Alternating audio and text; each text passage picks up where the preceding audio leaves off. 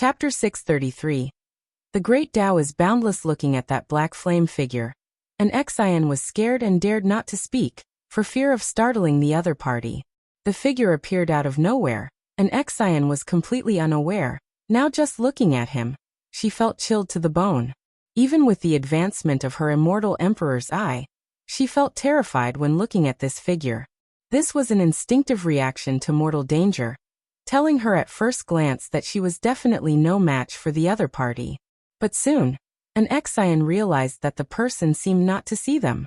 She couldn't help but turn her head to look at her master, noticing his calm face, quietly watching the black flame figure and the cultivator. Even that cultivator being suppressed by the black flame figure seemed unfathomably profound to an Xian. Master, what is the cultivation level of the cultivator being pursued? Curiously, an Xian asked. Guan replied, heaven encompassing free immortal. Ranking above profound yuan free immortal. Heaven encompassing? An Xian was startled. She knew that above free immortal was the Tao fruit realm, and also knew that the profound yuan free immortal was the publicly recognized strongest realm in the celestial spirit great world. Even the master of the Tao court was of this realm. The existence stronger than the master of the Tao court was actually suppressed by an unknown being, leaving no room to display the might of a heaven-encompassing free immortal. An Xian asked further, what realm is the being behind him? Guan answered, innate golden immortal realm, ranking above heaven-encompassing free immortal, the first realm of the golden immortal Tao fruit. Innate golden immortal. And Xin's horizons were greatly broadened. The higher the cultivation, the less likely it is to overcome a higher realm. If you encounter a being of a much higher realm in the future, it is best to deter. Do not try to be brave, Guan earnestly advised. Encountering such a battle was no coincidence. Guan had foreseen the nearby battle to the misty immortal court, and specifically brought an Xian to see, letting her understand the terrifying world beyond the Great Thousand World. The universe where the misty immortal court is located is not the Great Thousand World. It's more vast than the Great Thousand World, and the Tao rules here are even more intense. After calculations, Guan knew that such a universe was called the Tao universe, higher than the Great Thousand World. Don't worry, master, I won't venture out alone. I want to keep cultivating by your side, an Xian said with a smile. She didn't find cultivating by Guan's side dull at all. She relished the feeling of becoming constantly stronger. Moreover, she could watch the ebb and flow of the human world. If she wished to go out and play, the Qiankuan sect was a good place. Within the Qiankuan sect, she could feel the changes in the world. New and interesting things entered her view every year. Just then, the black flame figure stretched out a hand and, with the touch on the heaven-encompassing free immortal's head, this heaven-encompassing free immortal was obliterated, ceasing to exist. This made an Xian deeply moved. No matter how high one's cultivation is, would there always be a being they cannot overcome? She couldn't help but wonder. This black flame figure is an innate golden immortal, yet couldn't see her and her master. How high is her master's realm? It must be higher than the innate golden immortal realm. The corners of Guan's mouth slightly curved upwards. Above the innate golden immortal are the heaven-balancing golden immortal, and then the Taiqing golden immortal. Going further up are the heaven-opening Daoyuo immortal, Miaojin Daoyuo immortal. The gap between him and the black flame figure was far beyond Xin's imagination and cognition, but he would not reveal his true cultivation level. After exterminating the heaven-encompassing free immortal, the black flame figure vanished into thin air. In the Tao universe, beings of any realm must be cautious, Guan remarked with a sigh. An Xian admired Guan even more. With her master's cultivation, he should be able to easily obliterate the black flame figure, but the master never bullied the weak. Compared to those who acted recklessly and without restraint, she admired someone like her master, who could control his own desires even more. Although master loves to read some frivolous books, in Xin's eyes, master is the person who most fits the image of an immortal. He knows the secular world, yet he is not of it. Truly an immortal, yet without the arrogance of one. She will always remember the words her master told her. True strength is not being invincible, but having the capacity to accept those who are weaker than oneself. Guan continued to move forward, and an Xian quickly followed. Along the way, an Xian observed the Tao universe. Every star and every nebula seemed to contain some Tao intent, allowing her immortal emperor's eye to continuously gain insights. She was walking slowly, but the scenery around her moved quickly. She knew this was Master's doing. About an hour passed. Guan stopped walking, an Xian came to his side, and looked ahead. Her beautiful eyes widened, filled with wonder. In front of them was a piece of starry sky emitting dazzling light, with majestic immortal mansions suspended, standing above the nebulas like numerous stars, layered upon each other, presenting a vision that shook the soul with its representation of the great Tao. Looking at the grandeur of the misty immortal court, Anzin's immortal emperor's eye slightly contracted, as if to deeply imprint this scene in her memory. Will senior brother be cultivating in such a holy land? An Xian murmured softly to herself. A look of anticipation appeared on her face, hoping Tianhao would show his peerless elegance in such a place. Guan spoke.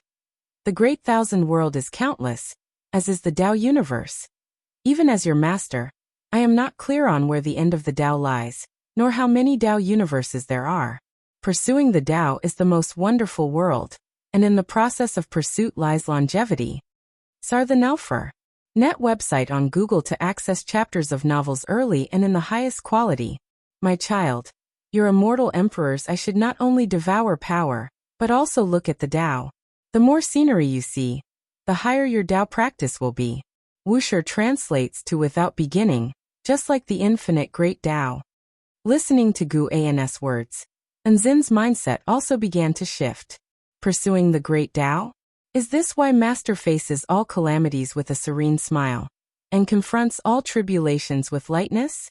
An Xian also wanted to possess such a mindset, so she watched very intently. Yet, standing beside Master and looking at the same scenery, she still could not imagine what everything looked like through Master's eyes. Master, has Tianhao already gone in? An Xian asked. Guan replied, he is currently engaging in combat with someone. This will be his first battle in the misty immortal court, and he will get through it smoothly. An Xian smiled, hearing Master's words. She was completely reassured. If Master said it would go smoothly, then it certainly would. The Master and disciple stood in the starry sky, gazing at the misty immortal court. An Xian was immersed in the grandeur of the misty immortal court, while Guan felt the destiny of the misty immortal court. The misty immortal court must be hiding a heaven-opening Daoyuo immortal, but not a Miaozhen Daoyuo immortal. However, this does not exclude the possibility of a factor relating to the Miaozhen Daoyuo immortal in the misty immortal court. Guan inexplicably thought of the Emperor of Eternal Lives Master, Celestial Buddha. Where is Ling Mountain? He suddenly thought to check on Ling Mountain. He began to deduce the fates and cause-effect of the misty immortal court. The misty immortal court is closely related to Ling Mountain, and if he deduced, he would surely find traces. Indeed, he found them. Ling Mountain is in another Tao universe. Compared to the memory of the Emperor of Eternal Life, Ling Mountain is even more vast in Gu An's eyes. Under Ling Mountain, several Tao universes are suppressed, and inside Ling Mountain, there are many great worlds, all hidden within the bodies of powerful Buddhist cultivators or certain treasures. The Bodhi sacred tree where the Emperor of Eternal Life once resided conceals thousands of worlds. Although these worlds are not considered great worlds, they too nurture cultivation civilizations. If you find any errors, ads pop up, ads redirect, broken links, non-standard content, etc., please let us know. Report so we can fix it as soon as possible. Chapter 634. 10,000 years per page. Guan brought an Xian to the misty immortal court, indeed only to broaden her experiences. After Tianhao departed, he needed to cultivate another absolute talent for Wuxia, not for any special reason, but because he wished to do so. While an Xian was experiencing the misty immortal court, Guan was feeling the Ling Mountain. Following the endless cause and effect of Ling Mountain, he discovered a vaster heaven and earth, different planes, and he even glimpsed the River of Destiny. Upon seeing the River of Destiny, Guan couldn't help but think of a son from one of his past lives. Lu Qiuxian, the son of Lu Han, born as a primordial cause and effect body. On the verge of death, Lu Han asked Lu Qiuxian to revive himself, but somehow, Lu Qiuxian became bound to the River of Destiny, unable to escape from it, yet also thus gaining eternal lifespan. Throughout the long years, Guan occasionally observed Lu Qiuxian, who after merging with the River of Destiny, seemed like its guardian. His cultivation level was far inferior to Gu An's current one, but with the River of Destiny, no one could completely annihilate him. Lu Qiuxian kept searching for his parents within the River of Destiny. Guan saw this but was powerless to help. Gu An's exploration into the path of destiny was profound. He could feel Lu Qiuxian's obsession. If he could meet his father, the obsession would dissipate, and Lu Qiuxian would perish, not entering reincarnation. Thus, Guan wanted to wait until he was powerful enough to save Lu Qiuxian before intervening. The lifespan reincarnation allowed Guan to enhance his understanding of the Great Tao and even his life experiences, but it also left many regrets. Lu Qiuxian searched for Lu Han. The Black Profound Emperor sought desperately for Fairy Baixian. The Emperor of Eternal Life wanted to save Fairy Yaoxian. Other reincarnated beings also had their own regrets, though Guan had few emotional regrets. It was only before death that he felt regret for not reaching a higher realm. Gu An's gaze quickly found Lu Qiuxian. Lu Qiuxian was meditating within the River of Destiny. He wasn't cultivating, but endless searching within destiny for traces of his parents. His cultivation level would strengthen over time, and by aura, it was already comparable to the heaven-encompassing free immortal realm. Guan suddenly wanted to know what Lu Qiuxian's state of mind was like over the long years. His pupils suddenly changed, transforming into the immortal emperor's eye. The meditating Lu Qiuxian opened his eyes, frowning as he looked all around. Guan ceased his probing, feeling somewhat surprised inside. The heaven-encompassing free immortal can sense the surveillance of this Miaojin Daoyuo immortal.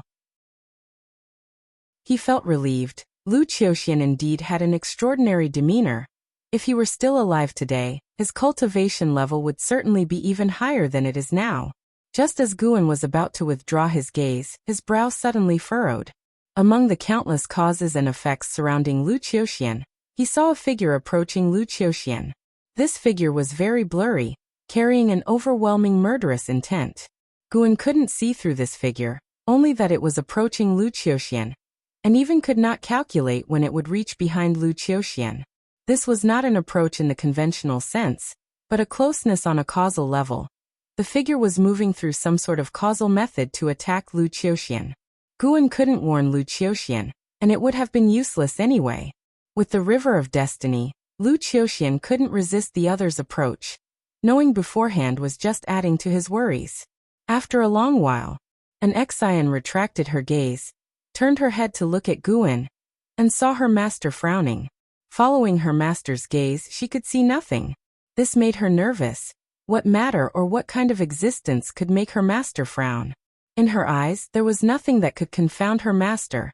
Even a deceased person, her master could retrieve them from reincarnation.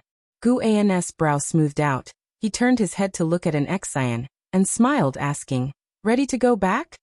An Exian nodded, saying, "It's time to go back. I now just want to cultivate properly. Even though I haven't been out for long, I seem to have more thoughts about the immortal emperor's eye." Guan looked at her eyes still imprinted with purple Dao patterns and nodded slightly, then turned around and walked back the way he had come. An Exian followed behind Guan, closing her eyes as she walked. With each step, she left behind a shadow, identical to herself, as if it was a duplicate. 10 steps left 10 shadows. 100 steps left 100 shadows. Although Guan did not look back, he was aware of the situation behind him. He had already sensed that in Xin's immortal emperor's eye was not so simple. Absorbing external forces and transforming them into her own in a short time seemed powerful, but compared to his immortal emperor's eye divine power, it was far inferior. His immortal emperor's eye could twist reality and fiction, reshaping the past and erasing the future. And Xin's immortal emperor's eye also penetrates the past and future, but it is different from Gu An's reality twisting. As they continued forward, the shadows and Exian left behind began to change. Their clothing altered, and their aura shifted, reminiscent of her from different periods. An Exian slowly opened her eyes, her instincts telling her to look back. Do not look back, maintain your current sensation. The voice of Guan came from ahead, steadying Nzin's head. She watched her master's back, and her mind cleared of distractions. They were still walking on the boundless edge of the path of the Great Tao, without encountering any obstacles.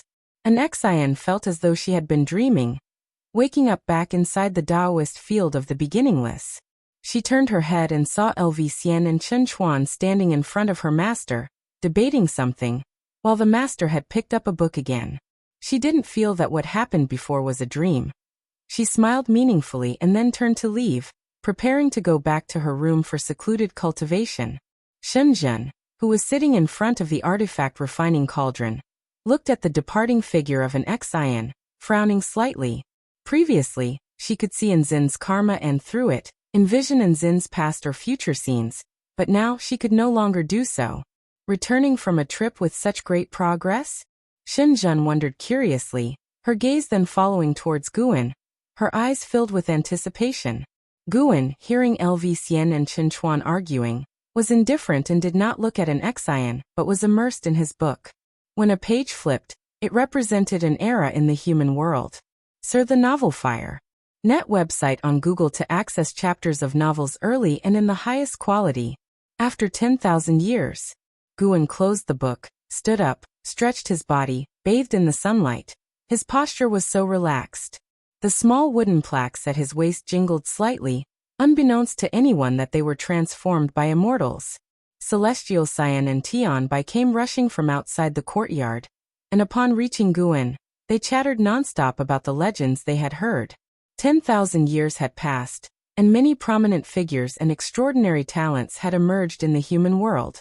After the disappearance of Tian Hao, another unparalleled prodigy from the Tao court has emerged, rivaling the legends.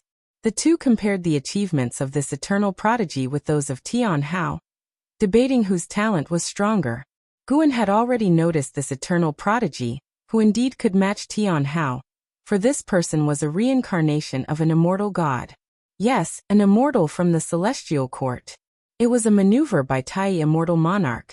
This immortal monarch is approaching, ready to descend personally into the celestial spirit great world, for the 72 immortals of the Golden Cave. As Guan limbered up, he looked down contemplatively. Where should Tai immortal monarch be placed?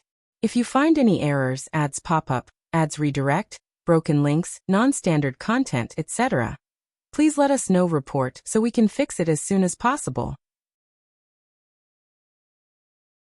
Chapter 635 Guan vs. Immortal Monarch. Master, do you think the Emperor Tianhong of the Tao Court can match Tian Hao?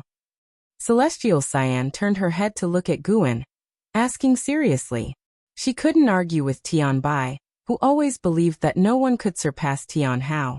However, the cultivation speed of Emperor Tianhong was not inferior to Tian Hao, and his battle achievements were even more fierce, often winning across realms and even having records of one against many cross-realm victories, which were both ancient and brilliant.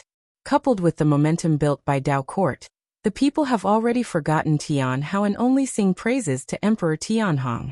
From the comparison of battle achievements, Celestial Cyan felt that Emperor Tianhong truly wasn't weaker than Tian Hao. Tian Bai merely looked down on the talents from the outside out of reflex. Guan replied, within the celestial spirit great world, no one's talent can match that of Tian Hao, and he has even stronger destiny pattern yet to be unleashed. This statement made Tian Bai puff out her chest involuntarily. Guan continued, but once they leave the celestial spirit great world, there's indeed little difference between the two, and they are bound to leave the celestial spirit great world to venture into higher realms. Upon hearing this, Celestial Cyan immediately smiled and stared defiantly at Tian Bai. Instead of worrying about these, it would be better to think about your own cultivation. Your innate qualities are indeed mediocre, but having cultivated by my side for so many years, you actually have the qualifications to compete with any genius in the world, said Guan, shaking his head, causing the two women to reveal embarrassed smiles. Their nature was lively, making it difficult for them to concentrate on cultivation for long periods. What Guan said was no false praise. Even the reincarnated immortal god, Emperor Tianhong, did not have the Miaojin Daoyuo immortal constantly releasing Dao intent in his previous life. Tianbai, clinging to Gu An's arm, cooed.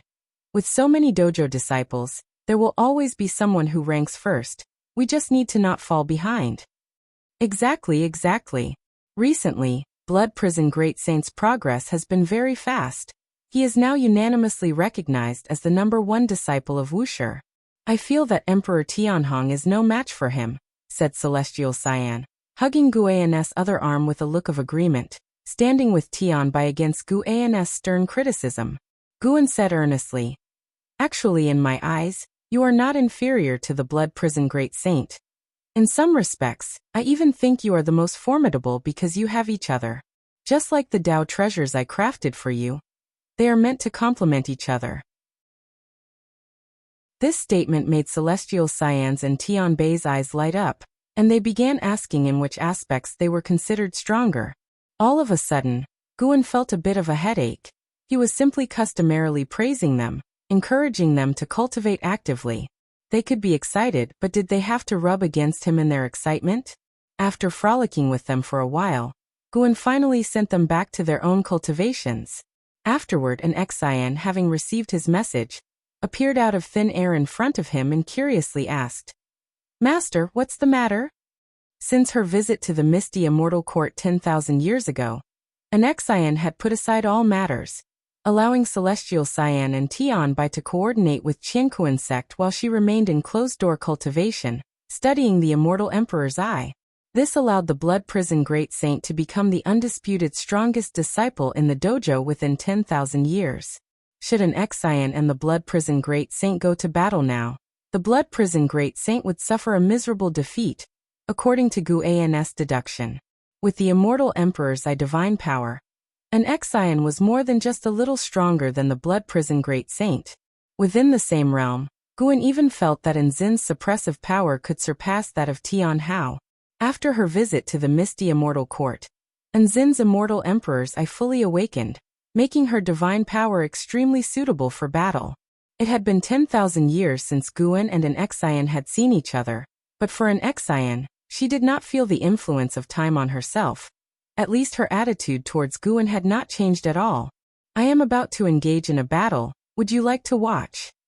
Guan asked with a smile. Upon hearing this, Nzin's eyes lit up and she nodded immediately. Just as an Xian was about to ask more questions, the scenery around them suddenly changed, and they appeared beneath the world gate in an instant. Although this was not the first time an Xian felt Gu An's divine powers, she was still startled. In these 10,000 years, she could feel her own progress, which greatly boosted her self-confidence, but facing her master, she still felt like a frog in a well. An Xian did not dwell on this emotion. She turned to look, her gaze landing on the towering world gate. "What is this?" An Xian asked curiously, sensing the boundless power of the great Tao contained within the gate, something she had never seen before. Indeed, following her master out always broadened her horizons. Guan did not keep it a secret, starting to introduce the world gate to her. Learning that this was the heavenly Tao gate leading outside the great thousand world, and that beings could only leave the celestial spirit great world through this gate, made an Xian more curious. Her master didn't use the world gate to go to the misty immortal court before. Guan then shared the news of the impending arrival of Tai Immortal Monarch with her, having already conversed with her about Tian Hao's karma. She was aware of the Immortal Monarch's background. Tai Immortal Monarch was no ordinary immortal god, but an existence higher than celestial gods and star monarchs. The fact that her master was about to battle such a being filled her with anticipation. Will Tai Immortal Monarch come out from within the world gate? An Xian asked, her gaze fixed on the world gate. The inactive world gate appeared dark and mysterious, its inner space translucent, showing the cosmic scenery behind it, vast and majestic. Guan reached for the wooden token at his waist, playing with it gently and said, "Yes, soon you'll be able to witness the immortal's grandeur." Meanwhile, in a mysterious dark space, the 72 immortals of Golden Cave appeared one after another. They opened their eyes to find themselves unable to take a single step, only able to turn their heads and twist their bodies. They soon all faced one direction, and looking along it, they saw a vast light screen floating in the darkness ahead, allowing them to see the scene of Guan and an Xian by the World Gate. Source: Web novel. Com updated on Novlove.com. Sir the Ovalfire. Net website on Google to access chapters of novels early and in the highest quality. If you find any errors, ads pop up, ads redirect, broken links, non-standard content, etc., please let us know. Report so we can fix it as soon as possible. Chapter 635 Guan vs. Immortal Monarch _2". What is this place? It seems we've been sealed by that guy, and he apparently wants us to witness something. Listen carefully to their conversation. Is an immortal monarch coming? This fellow is outrageously arrogant. He is indeed powerful, but how dare he challenge an immortal monarch? Big brother, what should we do? We can't just sit here and wait for death. The 72 immortals of Jindong were agitated, cursing Guan, and eventually, they turned their gaze towards the purple dragon star monarch. CTH Novlire. NET website on Google to access chapters of novels early and in the highest quality. The purple dragon star monarch's face was expressionless. Earlier, when they were sealed into wooden tokens, they all fell into a coma, so they felt as if they had just been captured. But the purple dragon star monarch keenly sensed that a considerable amount of time might have already passed in the celestial spirit great world. If that was the case, what had Guan done to them during this time? Thinking about the methods Guan used to capture them made it hard for the purple dragon star monarch to speak and soothe everyone. He felt that Guan might indeed possess the power to contend with an immortal monarch. He was the only Taiching Golden Immortal, as well as one who attained Taiching Golden Immortal realm perfection and cultivation level, and his vision was more penetrating. In his eyes, Guan was definitely an existence of the Daoyuo realm. Such an existence, not belonging to the celestial court, truly made him uneasy. But there was nothing the purple dragon star monarch could do now, except to wait quietly. In reality, Guan continued talking with an Xian. He deliberately let the will of the 72 immortals of Jindong fall into his own Dao fruit universe, allowing them to peek at the battle. The reason for doing this was that Guan had no intention of allowing the 72 immortals of Jindong to leave. Immortal gods might be unkillable, but they could be sealed. And even if they would eventually be discovered by the Celestial Court, it would at least buy Guan some time. For the Celestial Court, tens of millions of years might just be a fleeting moment. From the Celestial Court's lack of urgency in ordering the Celestial Spirit God to quickly obliterate the Celestial Spirit Great World, it was evident that their perception of time far exceeded that of mortals. Any immortal god who comes seeking trouble, he plans to seal away. If he released them directly, that would surely bring great trouble. Time passed by, second by second. It wasn't until the world gate trembled that Guan and an Xian stopped talking. An Xian turned to face the world gate, which burst forth with intense light, converging inside. This was the light of the heavenly Tao, which enveloped the surface of the celestial spirit great world. Feeling the strong light of the heavenly Tao up close, an Xian could sense the might and unfathomable depth of the celestial court. What kind of formidable power could have created such a force of order? As the world gate was fully activated, a vast and infinite aura poured out from within, forming a majestic celestial mist that spread out, striking awe into all who witnessed it. Within the Dao Fruit universe, the 72 immortals of Jindong became excited. The immortal monarch has come, he is here to save us. A female immortal said excitedly, her face filled with admiration. The other immortals of Jindong were also surprised and delighted. Despite having heard from Guan and an Xian that the Tai immortal monarch would come, seeing the aura of the Tai immortal monarch actually appear stirred them deeply, even inciting a sense of sacrificial devotion to the end. On the other side, a figure gradually emerged from the intense light beneath the world gate, appearing as though he had walked from the end of the ages, or as if he had come from the very origin of everything, with an indescribable sacred aura assaulting in Zin's eyes. And Zin's eyes instantly turned into the immortal emperor's eye, with purple Dao patterns appearing around her eye sockets, and her pupils reflecting the figure of Tai immortal monarch. During the wait, an Xian had been imagining what Tai immortal monarch would look like, but when she actually saw him, she couldn't help feeling an abject sense of inferiority. This was an essential difference in the nature of life. Whether it was cultivation level, soul, or cognition, an Xian instinctively felt inferior to the other. Heaven-defying one, you dare await my arrival here. Do you know what you are about to face? The voice of Tai, immortal monarch, emanated from within the world gate, echoing across the cosmic starry sky. In an instant, with the world gate at the center, the space in all directions burst into multicolored rainbow light, rendering this piece of the universe bizarre and fantastical, mesmerizing and mysterious. Listening to Tai, immortal monarch's words, an Xian almost felt an impulse to kneel and bow her head. Her mind was shaken, unable to fathom just how profound Tai, immortal monarch's Tao practice was. Guan stepped forward, and Nzin's intense discomfort suddenly vanished. She looked towards Guan subconsciously. In her eyes, Guan's image abruptly grew in stature, and he could even be compared to Tai, immortal monarch, who was still within the world gate. Within the Tao fruit universe, the 72 immortals of Jindong also fixed their gaze upon Guan's figure. In their view, the silhouette of Tai, immortal monarch, who was approaching them, seemed almost to overlap with Guan's figure. Despite their hatred for Guan, from this angle, they had to concede that Guan's presence was every bit as formidable as that of Tai, immortal monarch. Fooling all living beings, isn't that also a violation of heavenly Tao? Guan's voice sounded, his tone calm.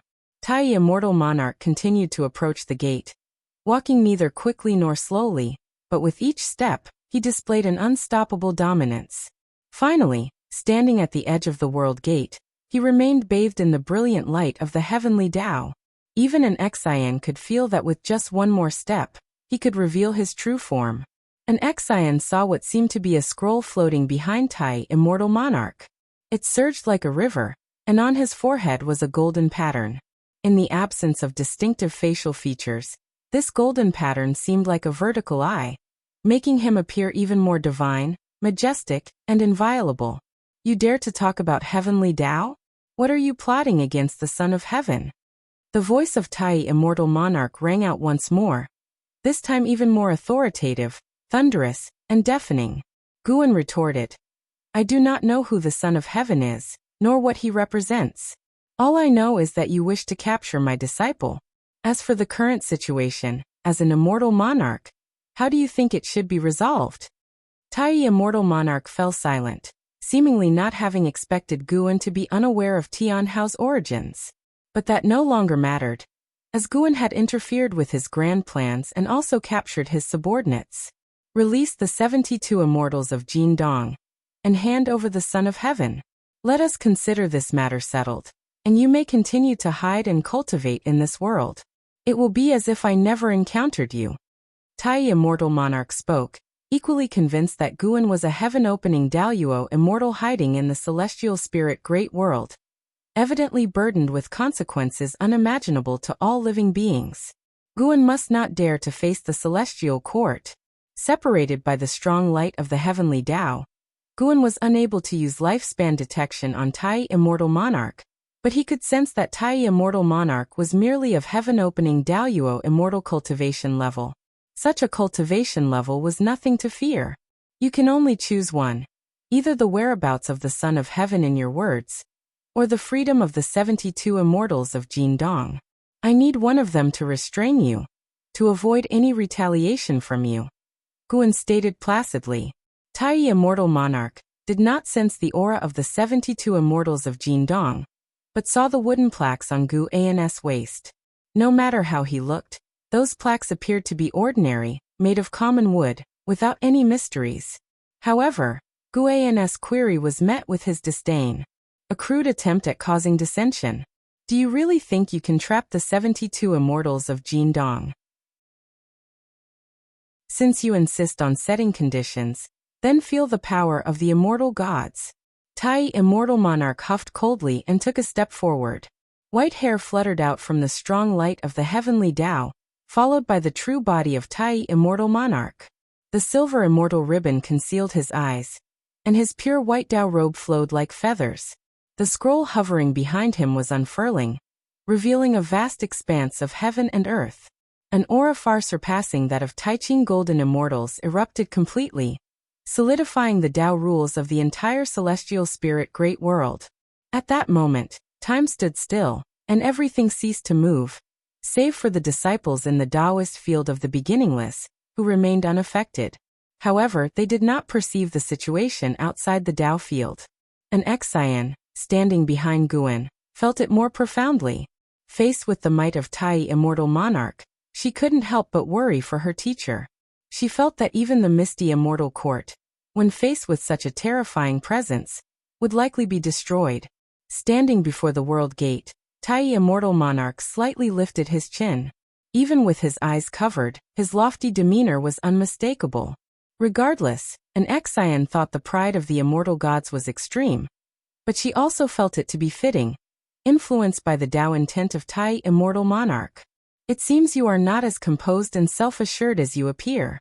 Have you ever pondered upon the sight of yourself kneeling before a mortal spirit? The voice of Guan rose so very cold. Source, web novel. Com. Updated on Novlove. Com. If you find any errors, ads pop up, ads redirect, broken links, non-standard content, etc. Please let us know report so we can fix it as soon as possible. Chapter 636 Celestial Emperor Bloodline Guan's words were like the coldest sword in the world, piercing through the atmosphere of despair created by Tai immortal monarch, instantly dissipating the impact on an Xian. In the Tao Fruit universe, the 72 immortals of Golden Cave felt Guan was even more audacious than Tai immortal monarch, and this arrogance left them unable to verbalize their curses. For some unknown reason, when Guan's words fell, the 72 immortals of Jin Dong all harbored the absurd thought that Tai immortal monarch was going to be defeated. Standing before Guan, even Tai immortal monarch seemed suppressed, and despite his eyes being covered by his silver celestial threads, astonishment still colored his face. Kneel before immortal spirit? Tai immortal monarch asked coldly, as golden Tao patterns on his forehead burst into fierce flames, as if the anger in his heart was instantly ignited, burning fiercely. Boom. Se the novel Fire. Et website on Google to access chapters of novels early and in the highest quality. The entire universe shattered in an instant. The fragments of space appeared like broken glass, piercing into Anzin's field of vision. Her immortal emperor's eyes widening, with her purple pupils trembling. She could feel the surrounding Tao rules receding rapidly like startled birds, as an endless sea of stars distanced themselves amidst the space debris. Then everything abruptly came to a halt. An Xian instinctively turned her head, and wherever she looked, her gaze met suspended fragments of space, layered upon one another, dazzling and alarming her simultaneously. The celestial spirit great world was destroyed. The breath of all living beings vanished. And it happened in an instant. Her gaze shifted to Tai immortal monarch in front of her. The world gate remained, while the overwhelmingly powerful Tai immortal monarch displayed the posture of an immortal god unquestionably. Merely by his aura, he could shatter the great thousand world?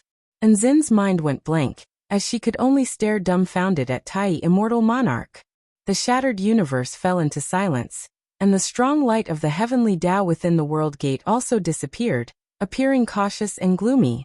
Just then, she saw a pair of purple eyes emerging from the world gate behind Tai immortal monarch. That is, Anzin's eyes widened. She recognized in a glance that those were the immortal emperor's eyes. Her master's immortal emperor's eyes. Standing behind Guan, she couldn't see his face, and with her divine sense suppressed by Tai immortal monarch's aura, she was intensely curious about her master's demeanor exhibiting the immortal emperor's eyes. What she was curious about was the very thing Tai immortal monarch feared. Tai immortal monarch stared at the purple light in Guan's eyes, gritting his teeth. Immortal emperor's eyes. No wonder you have the confidence to contend with the celestial court. He stood still, not because he was stunned, but because he was suppressed by Guan's immortal emperor's eyes. The capability of Guan's immortal emperor's eyes was not just about reversing the past and altering truth. It also possessed tremendous power. Furthermore, with a higher realm than Tai immortal monarch, suppressing him was as easy as flipping his hand. The reason he allowed Tai, immortal monarch, to show his might was to let an Xian truly feel the strength of immortal gods as well as her own weakness. Since guiding an Xian to cultivate the immortal emperor's eyes, Guan truly intended to train her to be his strongest disciple. No matter how formidable Tian Haoan and Hao were, they still basked in the glory of the celestial court. Although Nzin's comprehension grew stronger, she lacked a special destiny pattern and the way of cause and effect. Guan could already see Tian Hao's destiny pattern, so he was sure that the unremarkable and Xian indeed had no great background.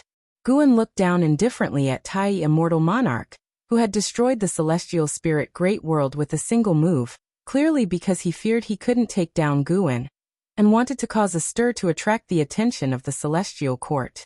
How could such behavior, treating the lives of countless beings as nothing, not be deemed extremely evil? Unfortunately for Tai, immortal monarch, he miscalculated. Guan had not been merely engaging in idle talk with Tai, immortal monarch previously, but instead was enveloping the entire celestial spirit great world with his power of the way of cause and effect, isolating it from the outside world. He dared to do so because he was certain that this Tai, immortal monarch, was not an avatar, which is precisely the strength of the way of cause and effect. For an avatar, the main body is the cause. Guan did not answer Tai, immortal monarch. In the shattered void all around, his immortal emperor's eye kept appearing, varying in sizes, densely packed, and filled with a sense of oppression. An Xian looked up and couldn't count the number of immortal emperor's eyes. At this moment, she felt that her own immortal emperor's eye was weak, uncertain if she could ever reach her master's realm in this life. Inside the Dao Fruit universe, the 72 immortals of the Golden Cave had not seen the immortal emperor's eye. In their field of vision, the universe only appeared shattered, while their lord Tai, immortal monarch, fell into a bizarre stillness. As immortals, they naturally could tell that Tai, immortal monarch, was engaged in some kind of standoff with Guan. After shattering the celestial spirit great world, it was impossible for Tai, immortal monarch, to simply stop, which means it is very likely that Tai, immortal monarch, is being suppressed. Looking again at the cosmic debris around the battlefield, the hearts of the 72 immortals of the Golden Cave couldn't help but feel a chilling dread. Purple Dragon Star Monarch furrowed his brows tightly. He was surprised and even angered by Tai, immortal monarch's actions to destroy the celestial spirit great world. How could the immortal gods recklessly destroy the Great Thousand World? After the Great Thousand World was reconstructed, the celestial court had clearly abolished the order of destruction. Even if the destruction order were still in place, it was supposed to be the god of destruction who ends it, and not even beings with higher ranks than immortal positions should act recklessly. For the so-called Son of Heaven, should the immortal monarchs go to such lengths? Purple Dragon Star Monarch's mind was in turmoil. He was loyal to Tai, immortal monarch, but in his heart, the celestial court held a higher place than Tai, immortal monarch. He supported Tai, immortal monarch, in siding with the Son of Heaven, but Tai, immortal monarch's actions made him feel that there were other schemes behind it. The Son of Heaven was reincarnated into the celestial spirit great world. Even if Tai, immortal monarch, succeeded, how would a Son of Heaven who had developed feelings for the celestial spirit great world view Tai, immortal monarch? He did not believe that Tai, immortal monarch, had not considered this point. If so, there was only one possibility. Are you actually eyeing the celestial emperor bloodline? Purple Dragon Star Monarch's eyes revealed a color of shock, as an uncontrollable rage surged from the bottom of his heart, followed by a change in his gaze. Anger turned into disbelief. What did he see? Not only Purple Dragon Star Monarch, but other Golden Cave immortals also changed their countenance drastically, some even staring dumbfoundedly. Yet not a single one of the Golden Cave immortals broke the silence. All shocked, they gazed at the screen in front of them. Within the screen, Tai, immortal monarch, trembled all over, his legs beginning to bend as if he were about to kneel before Guan. Guan looked indifferent towards Tai, immortal monarch, continuously intensifying the oppression of the immortal emperor's eye. He could make Tai, immortal monarch, kneel instantly, but he didn't do so. This slowly advancing despair and humiliation were more able to make Tai, immortal monarch, feel regret and fear. Even if he couldn't annihilate Tai, immortal monarch, completely, Guan still intended to leave behind an indelible fear. You Tai Immortal Monarch clenched his teeth, spitting out a word. Having exhausted all his strength, he actually couldn't resist the oppressive force on his body. He had almost forgotten the taste of being utterly powerless to resist.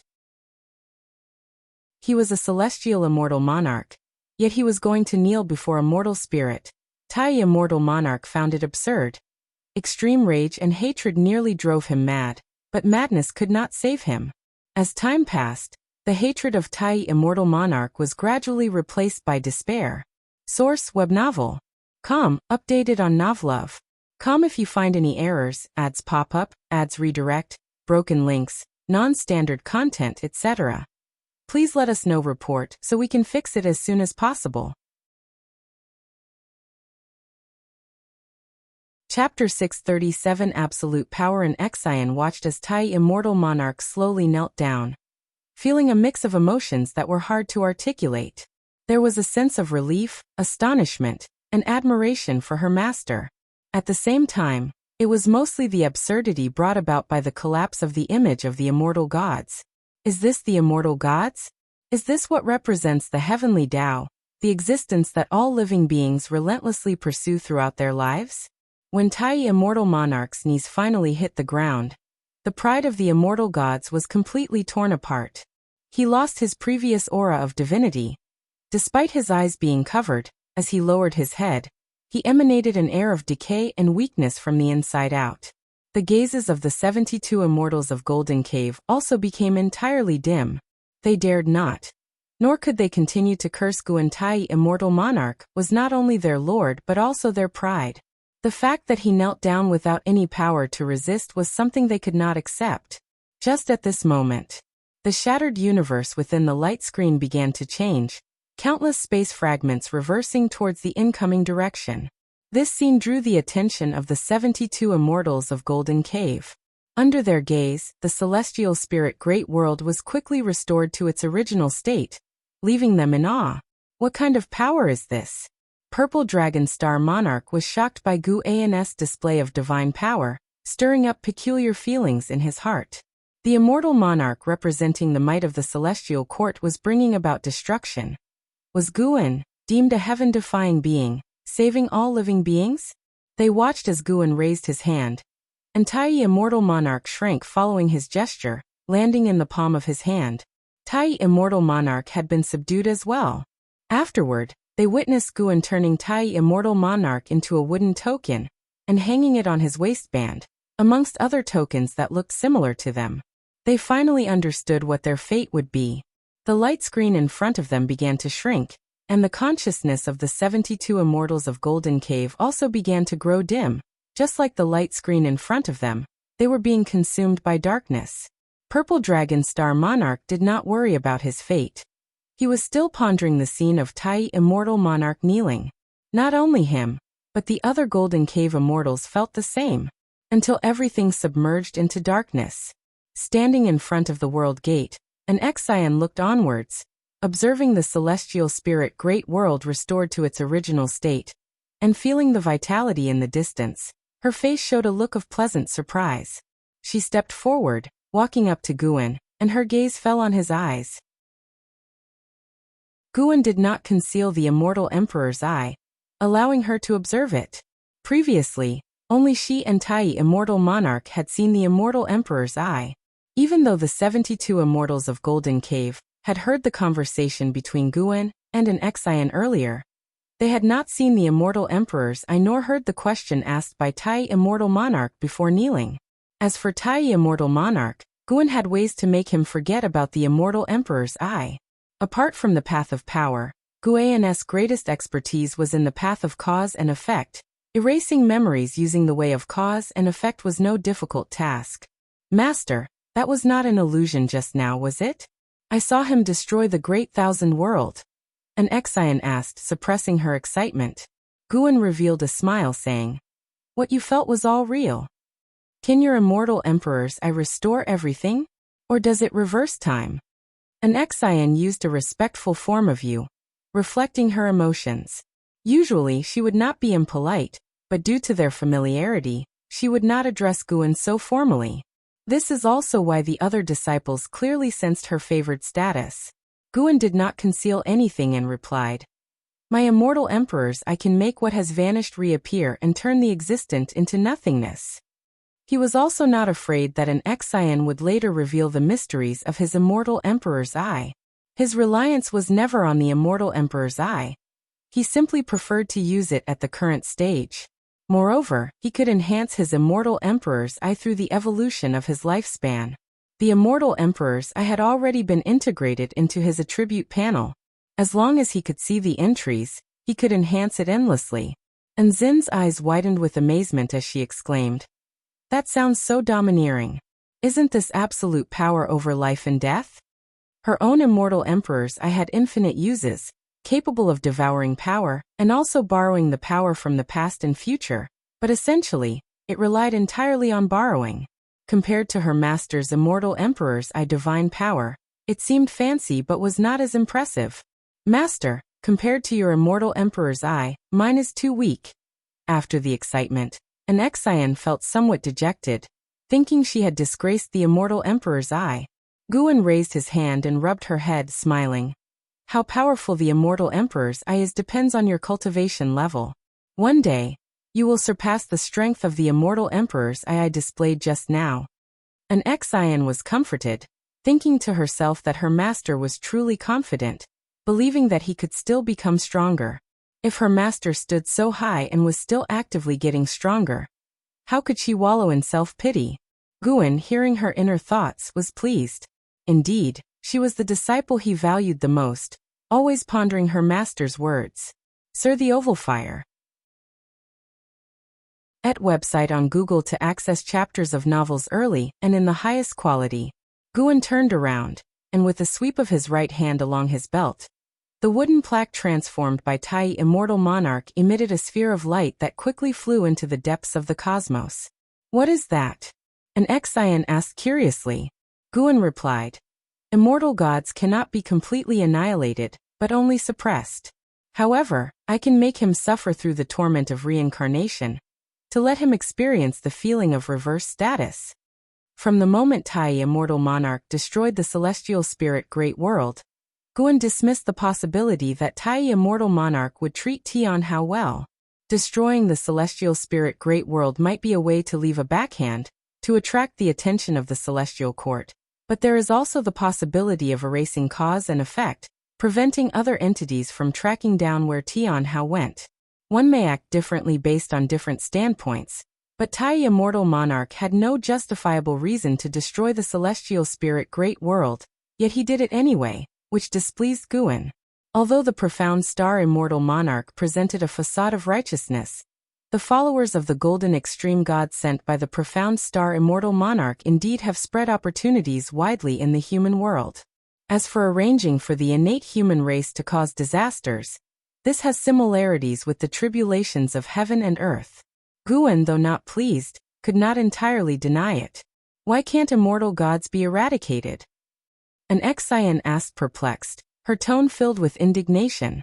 "Why should such entities be able to become immortal gods?" Guan laughed and said, "There are not so many whys. There must be a force stronger than us supporting them. Become stronger, and you can change the things you cannot currently change." An Xian smiled and nodded vigorously. Afterward, Guan led her toward the celestial spirit Great World. There should be a long period of peace coming next. Guan was contemplating whether he should enhance his Taoist techniques to increase his combat strength before attempting to cross the tribulation during his next breakthrough. He had already reached the second great realm of the Daoyuo Dao Fruit realm. Based on the previous realms, the next one would be the final layer of the Daoyuo Dao Fruit, which will undoubtedly be difficult to break through. While thinking, Guan responded to Anzin's many curiosities about the previous battle. Although the battle had astonished an Xian, she completely failed to understand it. She did not know how Tai Immortal Monarch shattered the celestial spirit Great World, nor how Guan pressured Tai Immortal Monarch into kneeling. What she was most curious about was Guan's divine power, that turned people into little wooden plaques. That was not a simple transformation in the typical sense. She probed with her divine sense and found that those wooden plaques seemed to be made of common wood, showing no trace of anything unusual within. Source: web novel. Com, updated on Novlove. Com if you find any errors, ads pop up, ads redirect, broken links, non-standard content, etc. Please let us know report so we can fix it as soon as possible. Chapter 638.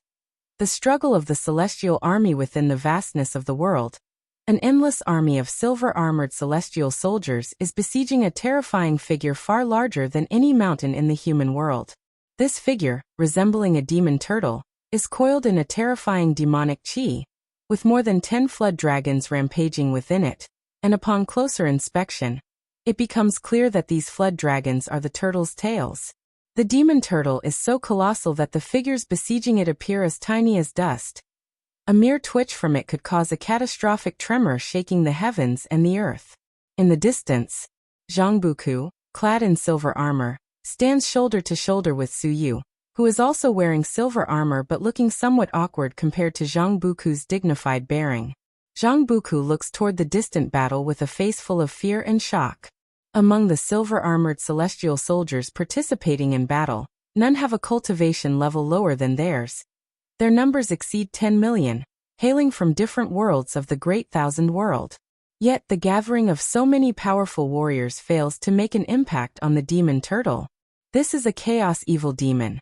Such demons may not be the strongest, but it is said that the chaos harbors countless ones like it. If we can subdue this one, our celestial army might have a chance to be established. So you spoke with a tone full of emotion. Zhang Buku turned to look at him, asking in surprise, with so many reserve celestial soldiers, can we really become celestial gods? Su Yu gave him a disdainful glance and said irritably, becoming a celestial god is not so simple. Only by holding our ground do we have a chance. If we are lucky enough to encounter extraordinary warriors, we could ride the winds to ascend, which is better than facing the heavenly Daos trials alone. After hearing this, Zhang Buku once again shifted his gaze towards the distant chaos evil demon. Taking a deep breath, he leaped and joined the battle, with Su Yu not lingering and following closely behind. As far as the eye can see, figures from all directions are still relentlessly charging toward the chaos evil demon. And there are always those who fall, with the vast earth strewn with blood and dismembered limbs. All those participating in this battle are either the top talents or the most powerful from various worlds. Yet, in the presence of the chaos evil demon, they seem as insignificant as insects. Their spells and divine skills not even capable of dispersing the demonic chi surrounding it. At the same time, atop layers of clouds, a formidable figure overlooks it all, donned in the oppressive silver armor of the celestial court. Behind him stand two immortal gods in robes, looking down indifferently at the battle below. As immortal gods, they have witnessed countless such battles and they do not sympathize with the fallen, for anyone who has come here has done so with resolution. And even in death, they harbor no regrets. The celestial calming god slowly said, "This batch of the celestial army doesn't have many with great potential. Even if they survive this ordeal, few are likely to achieve greatness." The two immortal gods behind him silently nodded, each holding a jade disc in one hand and their other hands swiftly moving as though writing something. The news that Tai Immortal Monarch had been suppressed by Guan did not spread, at least in the celestial spirit great world. Except for Guan and an Xian, no one knew that Tai Immortal Monarch had been there. And after Tai Immortal Monarch's soul was cast into reincarnation, the celestial spirit great world also did not experience any significant upheavals. It wasn't until the celestial spirit god stepped out from the world gate that he stood before it, sensing something faintly, and looked at the celestial spirit great world with shock in his eyes. He could feel a trace of presence left by Tai Immortal Monarch. Tai Immortal Monarch had been here, but nothing had happened to the celestial spirit great world. What did that indicate? Search * the novel Fire. Net website on Google to access chapters of novels early and in the highest quality. His reverence for Guan deepened. He had guessed that Guan possessed the great power to contend with Tai Immortal Monarch, but he had not thought that this battle would end in silence. What did that indicate? There could be a vast disparity between Tai Immortal Monarch and Guan. The celestial spirit god took a deep breath, a smile appearing on his face as he felt everything was heading in a favorable direction. He returned to his previous spot and sat down to continue his cultivation. Sending Tian Hao to the misty immortal court, he too was deeply moved. After many years, the misty immortal court remained unfathomable, and his close friend had already surpassed him, filling him with a fighting spirit. To know his talents had been acknowledged by the celestial court, before becoming the celestial spirit god, his life was filled with nothing but cheers and praises. As the celestial spirit god closed his eyes, the gears of time in the human world began to speed up. A year passes as if a day. In the blink of an eye, another 10,000 years have passed. The human world has changed beyond recognition, and countless living beings have come and gone. Yet the faces governing heaven and earth haven't changed much. This year, as spring ended, Guan stood at the mountaintop, facing the wind as he stood upright. An hour earlier he had used the lifespan projection feature, hoping to enhance his path of power. To him now, spending 1 trillion years of his lifespan wasn't too painful. After the consumption, he still had over 14 trillion years left. As the projection ended, a prompt appeared before his eyes, and he couldn't help but close his eyes to start feeling the insights of the path of power. The spiritual energy between heaven and earth suddenly halted, and the Tao rules began to change, causing the creatures on this land to feel suppressed. This time, Guan didn't pass on his Tao insights within a dojo. Instead, he deliberately chose a continent with a less advanced immortal cultivation atmosphere for the transfer of his insights. As Guan pursued enlightenment, the power of the great Tao began to pour into this mainland. Countless cultivators felt uneasy due to the change in nature's spiritual energy, but before long, they felt an inexplicable sense that made them subconsciously review the cultivation techniques they've mastered. Soon, this continent fell into silence as the influence of Guan's pursuit of enlightenment continued to expand, reaching out towards the oceans and other continents. After a long while, Guan's enlightenment came to an end, and he opened his eyes, then disappeared from the spot. After his departure, silhouettes streaked across the sky. These people carried the aura of saints, like enlightened ascetics, observing the mountains and rivers along the way as if in search of something. Guan arrived in a city of the human world in one step. It was a mortal city with only a few cultivators who kept their cultivation levels hidden, unknown to others. He entered a bookshop and started to peruse the collection. His thoughts drifted to Zhang Buku of the Tai's Great World. Zhang Buku had suddenly disappeared for a few thousand years, and even Guan could not divine his karma. Guan speculated it was related to the celestial court. Fortunately, Zhang Buku later returned unharmed to the Tai's Great World, so Guan did not think too much about it. Whenever Zhang Buku and Suyu mentioned the celestial court, Guan could not hear nor deduce anything. Perhaps this was why the celestial court was so mysterious. Even reaching the Daoyuo Dao fruit realm, one cannot pry into the celestial court's karma. Although Zhang Buku had returned, his will was clearly dejected, and Guan hesitated whether to give him some guidance or not. Guan could guess that Zhang Buku might have suffered a setback in the land of the celestial court. Most likely he failed in competing for a celestial Dao immortal position with other outstanding figures, or lost hope and was hugely hit. On the other hand, Suyu was unaffected and started to frolic in the human world, and stopped cultivating after returning to the Tai's Great World. Guan thought about these things, but soon his attention was caught by the books in his hands. When it comes to writing, books by mortals are indeed more delightful to read. Those written by cultivators are too utilitarian, and lack the delicacy in expressing human emotions. Dear customer, if you like this Yen Lao's Secret Lover, why not buy it? If you purchase the whole set, it'll even include original character illustrations drawn by the author. The bookkeeper approached enthusiastically. Guan closed the book in his hands, put it back on the shelf, and turned to leave.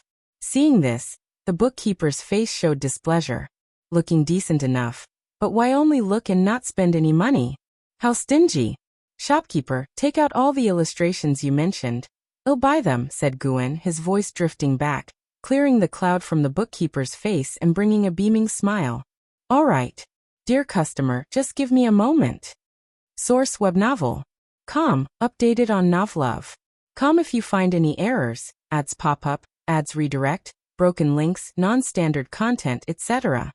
Please let us know. Report so we can fix it as soon as possible. Chapter 639. The world's #1 determination. The setting sun dipped below the horizon within the Taoist field of the beginningless. Humming a tune, Guan walked along the mountain path, feeling rather pleased and occasionally reaching out to touch the flowers and plants along the way. After half a day of contemplation, he decided not to assist Zhang Buku, but rather to let Zhang Buku solve his own predicaments. His intention was to ensure the preservation of Zhang Buku's life. He was also curious to see how Suyu would help Zhang Buku become one of the heavenly court immortals. Upon reaching the courtyard atop the mountain, as soon as Guan entered, the long-awaiting Celestial Cyan and Tianbai approached him. Aside from them, only Shenzhen and the White Spirit Rat were in the courtyard. Master, Emperor Tianhong wishes to be disciples at the Taoist field of the beginningless. What do you think? Celestial Cyan asked first. Tianbai also looked at Guan with anticipation.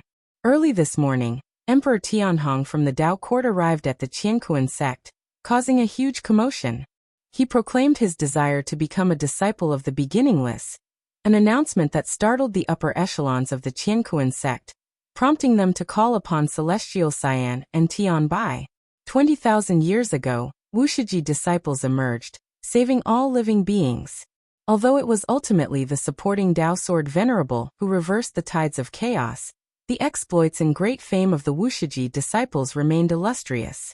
These disciples, with realms not considered top-tier during their time, wielded mysterious Dao treasures and were undefeated, leaving a profound impression on all the major sects of the world. The location of the beginningless was easy to speculate, so it was not surprising that the Dao court disciples managed to find the Qiankuan sect. However, Emperor Tianhong, the most illustrious figure post-catastrophe of the innate human race, expressing a desire to join the beginningless, caused a tremor throughout the Qiankuan sect. The Qiankuan sect was itself established with the support of the beginningless, so they held it in good esteem, feeling that if a personage like Emperor Tianhong were to switch his allegiance to the beginningless, it would bode well for them, perhaps even securing him as a connection for their future. Guan replied offhandedly, "Do not accept him, and also inform everyone under the heavens that the beginningless does not recruit disciples. Those fated will join the beginningless naturally." Even if Emperor Tianhong were not a pawn of the Tai immortal monarch, he still would not accept him. He only takes disciples based on a connection of fate. As for talent, it is secondary. The world is vast, brimming with countless geniuses.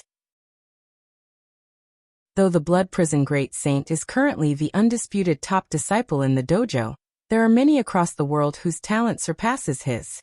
In this new era, every so often, an extraordinary genius carrying the destiny of heaven and earth is born, and ordinary humans with lifespans reaching the limit of 9,999 years can be found everywhere. On his occasional travels, Guan has encountered such individuals with the ultimate lifespan, merely giving them a second glance without the inclination to take disciples. Master, Emperor Tianhong's fame is unparalleled, and with Tianhao gone, no one in the world can compare to him.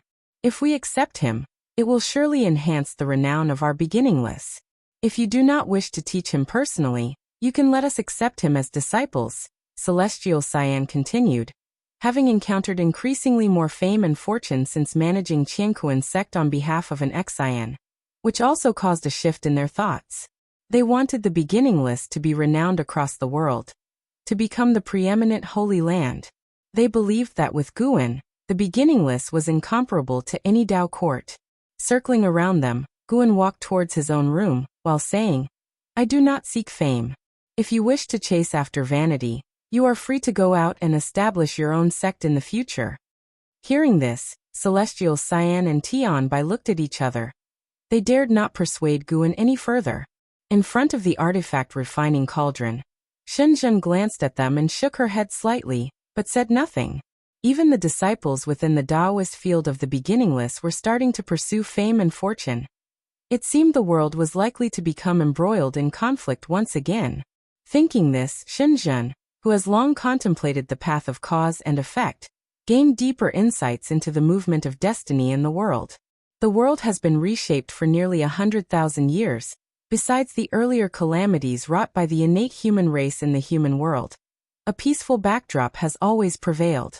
However, human hearts are restless, and disputes will inevitably arise. But even if chaos engulfs the world, what concern is it of hers? Xin Zhen withdrew her thoughts and continued her contemplation of the great Tao. After staying in place for a while, Celestial Cyan and Tianbai went to the Qiankuan sect to reject Emperor Tianhong. They waited until night fell. The two women returned. Walking through the forest, they stopped before a stream.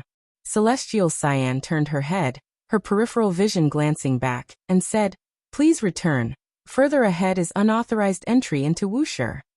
A figure emerged from the deep woods, an attractive man dressed in blue with an extraordinary demeanor, unable to hide the pride between his eyebrows. He was none other than the current first pride of Dao Court, Emperor Tianhong. Emperor Tianhong looked at the two women and said, "I will not force my way into Wuxia. I just want to prove my determination to the supporting Dao Sword Venerable." Celestial Cyan and Tianbai crossed the stream, and then turned to face Emperor Tianhong. Emperor Tianhong approached the stream, lifted his robe, and knelt on the spot. Seeing this, a glimmer of joy passed through the eyes of the two women. Although they had refused Emperor Tianhong, deep down they still hoped that Wuxia could have such an exceptional talent like him, so that the name of Wuxia would become even more widespread. They did not dare to defy Guan, and could only hope that Emperor Tianhong could sway Guan with his own efforts. Tianbai warned, "If you cross this river without permission, you may not only forfeit your chance of entering Wuxia but also face irrecoverable doom." Emperor Tianhong, kneeling before the river, puffed out his chest and raised his head, his expression resolute. Despite no reply, he had already revealed his determination. Celestial Cyan and Tianbai turned and left, disappearing into the night. Beneath the night sky, the mountains and forests were tranquil, with occasional insects chirping, calming Emperor Tianhong's heart. Even though he was currently regarded as the foremost prodigy in the world, Emperor Tianhong felt no humiliation as this was his choice. Memories from thousands of years ago surfaced in his mind. He had wandered the world, visiting a place known as the Taitsong continent. Hearing that the supreme sect had once been blessed by an immortal, he went there to explore. It was not until he stepped onto the heaven-repairing platform and grasped the axe that he knew. After a brief moment of astonishment, he firmed up a thought in his mind. He must acquire this legacy. Unable to lift the heaven-splitting axe, he could only pursue the supporting Dao Sword Venerable. He returned to the Dao Court, and using the court's power, eventually discovered that the Venerable was hidden within the Nine-Spirit Continent. Sir the Novel Fire. Net ** website on Google to access chapters of novels early and in the highest quality. To break away from the Dao Court, he did not immediately head to the Nine-Spirit Continent. Instead, he spent thousands of years fervently completing Dao Court tasks as his reply to the Dao Court. His will also attracted the attention of the master of the Dao Court, Yuan Songzi, who after understanding his determination, also expressed support. Yuan Songzi knew better than Emperor Tianhong the strength of the supporting Dao Sword Venerable. In Yuan Songzi's eyes, following the Venerable for cultivation, Emperor Tianhong would be able to display even greater talent and truly surpass Tianhao. With the support of his sect, Emperor Tianhong felt lighter about this journey. He had anticipated hitting a wall, so he was not in a hurry. For him now, waiting was blissful, his heart filled with endless anticipation. He was delighted throughout this entire night. Days passed by. Celestial Cyan, Tianbai, and White Spirit Rat occasionally passed by him, but he remained unmoved, kneeling before the river. After kneeling for 10 years, his state of mind was still without ripples. However, when he had knelt for hundreds of years and still had not seen the supporting Dao Sword Venerable, a sense of panic finally began to emerge in his heart. He had abandoned everything and came with determination. If he couldn't enter as a disciple under the supporting Dao Sword Venerable, how would he face the Dao Court? How would he establish himself in this world? A myriad of thoughts began to invade Emperor Tianhong's mind, his hands clenching his knees, exerting a slight force. Source: Web novel. Com. Updated on Novlove. Com. If you find any errors, ads pop up, ads redirect, broken links, non-standard content, etc., please let us know. Report so we can fix it as soon as possible. Chapter 640. Kneeling for 10,000 years. Emperor Tianhong's heart was in turmoil. Although everything in his eyes had not changed with the passage of 100 years, he felt a tremendous malice. He couldn't imagine the situation he would face returning to the Dao court after failing to become a disciple. Let alone the Dao court. When he came to the Qiankuan sect, how many disciples of the Qiankuan sect watched him? The more he thought about it, the more panicked he became, even developing a sense of rage in his heart. This anger was so confused even he couldn't tell whom it was directed at. Hate the supporting Dao Sword Venerable? But supporting Dao Sword Venerable had no reason or obligation to take him in. If anyone was to blame, it was his own insufficient talent. The supporting Dao Sword Venerable had taken Tian Hao as a disciple, and Tian Hao was the champion of his era before him. Since before his birth, Tian Hao had vanished, so there were always people who believed he was not the strongest champion of all time, because he never defeated Tian Hao. After the tribulation of the innate human race, everyone knew that Tian Hao was a disciple of the supporting Dao Sword Venerable, which made Tian Hao even more legendary. When Tian Hao disappeared, people liked to use him to suppress the geniuses of the world. In fact, while Tian Hao was alive, he also endured the same doubts Emperor Tianhong faces today. But regardless, without defeating Tian Hao, Emperor Tianhong could not truly consider himself the greatest champion through the ages. Emperor Tianhong's thoughts ran wild uncontrollably. Even though reason told him that 100 years was nothing, he couldn't help but dwell on it. Kneeling by the small river, as he gazed at his own reflection on the water's surface, Emperor Tianhong suddenly felt very vulnerable and truly unworthy of the title of the world's #1 champion. It was at that moment he saw a figure emerging from the depths of the forest on the opposite side. As he made out the person's face, a confused expression appeared on his own. It was neither Celestial Cyan nor Tian Bai. He had never seen this woman before. The newcomer was an X-Cyan. An X-Cyan, in her cyan dress with delicate makeup, had cool and distant eyes and brows, resembling a fairy living reclusively in the mountains. Her aura, untainted by the mundane world, caused Emperor Tianhong's gaze to shift. An X-Cyan saw Emperor Tianhong, her expression as cold as ever. She walked to the front of the river and stopped. Her gaze landed on Emperor Tianhong, her eyes without a ripple of emotion. I heard you are the Dao Court's #1 talent and the strongest one in the world today. We are both divine immortals of wondrous Dharma. How about we spar?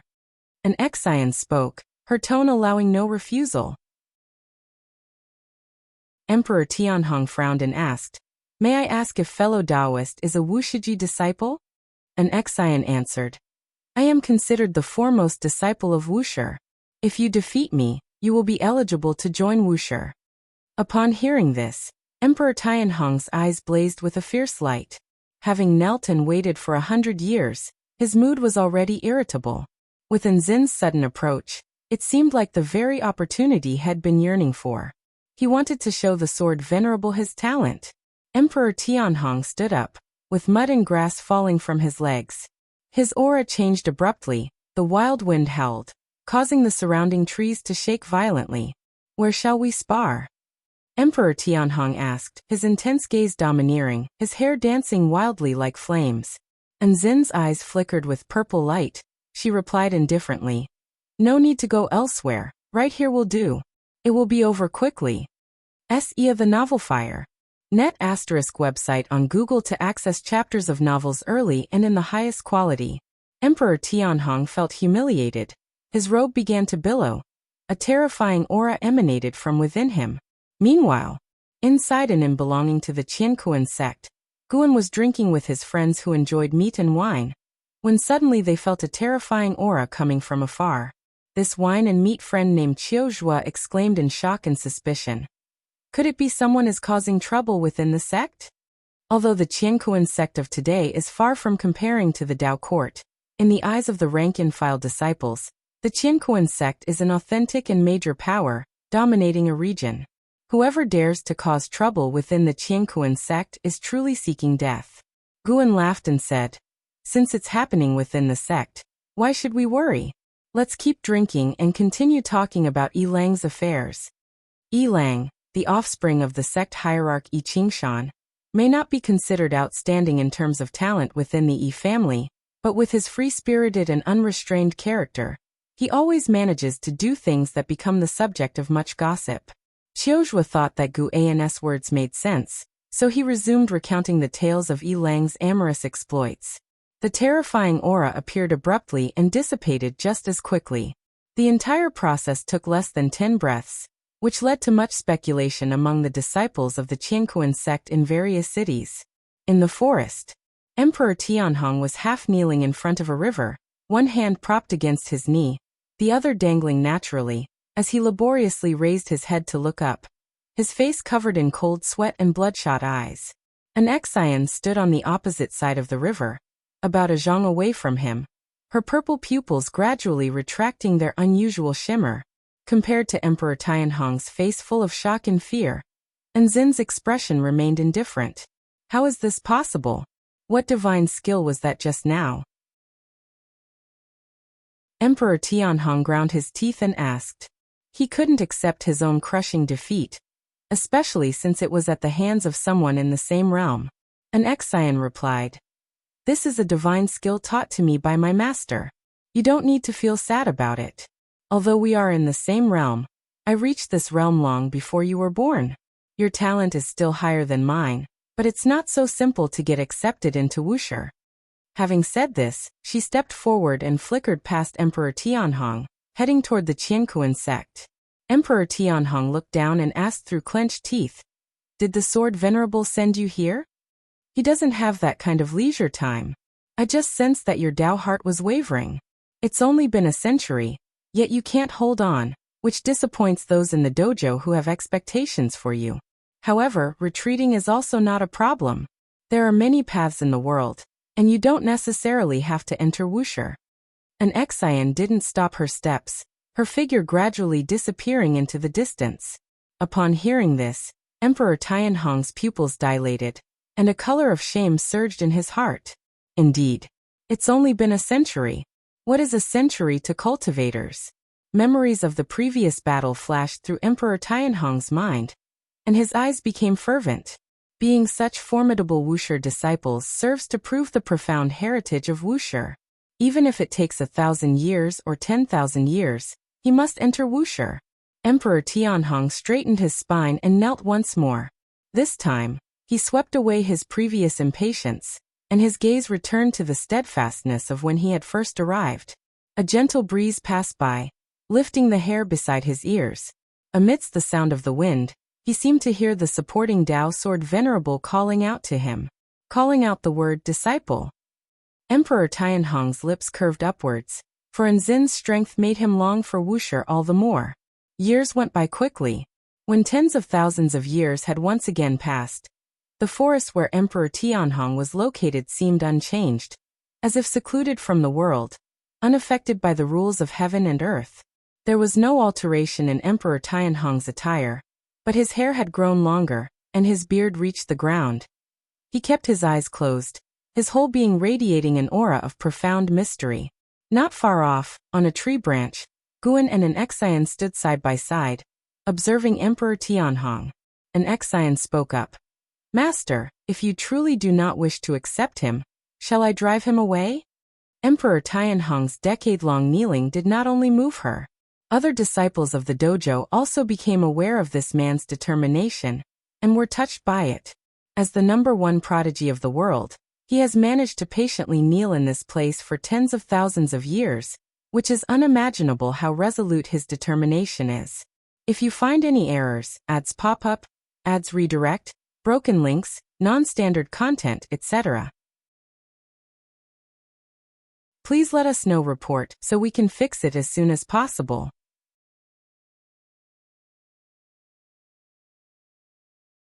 Chapter 641 Celestial Plan. Chaos Grudge Luo. No need. I didn't say I'd definitely not take him as a disciple. Guan looked down at Emperor Tianhong and replied softly, The reasons he did not take Emperor Tianhong as a disciple were, firstly, he did not favor him, and secondly, Emperor Tianhong was a reincarnation of an immortal god, with the consequences of Tai immortal monarch's karma trailing behind. However, reincarnation creates a new personality. Judging from Emperor Tianhong's inner voice, he genuinely wished to take Guan as his master. The reason why Guan was hesitating was because he wanted to wait until he achieved his own breakthrough before accepting him, using the opportunity to further temper Emperor Tianhong. An Exian remarked with emotion. If it were Tianhao kneeling, managing to kneel for 100 years would be already quite good. Setting aside talent, she felt that even she herself wouldn't be able to kneel for 10,000 years. Gu An's eyes did not show any change as he gazed at Emperor Tianhong, probing into his future. Standing near Emperor Tianhong, he still did not notice the two of them. After kneeling for 10,000 years, Emperor Tianhong had entered a state of self-forgetfulness. He was contemplating the natural laws of heaven and earth, thus forgetting the torment of time. By the way, Master, how is Tianhao faring these days? An Exian turned to Guan and asked curiously. She believed her master could see the situation of the misty immortal court. Guan smiled and said, "Mixed blessings, but in any case he won't die." Hearing this, an Exian was completely relieved, and then she began to talk about the affairs of the world. Over the years she occasionally replaced Celestial Cyan and Tianbai in dealings with the Qingkuan sect. After all, she couldn't let the two always be busy. She also needed time to relax. The current world could be said to be in the same state every millennium, with heroes coming forth in great numbers. The ruling power of the Dao court was weakening, mainly due to the rising number of forces. The Dao court, upholding the Dao, could only watch as other powers grew stronger. With more and more powerful forces emerging, the strife in the world would naturally increase. However, compared to the calamity brought by outer heaven, the conflicts within the world seemed trivial.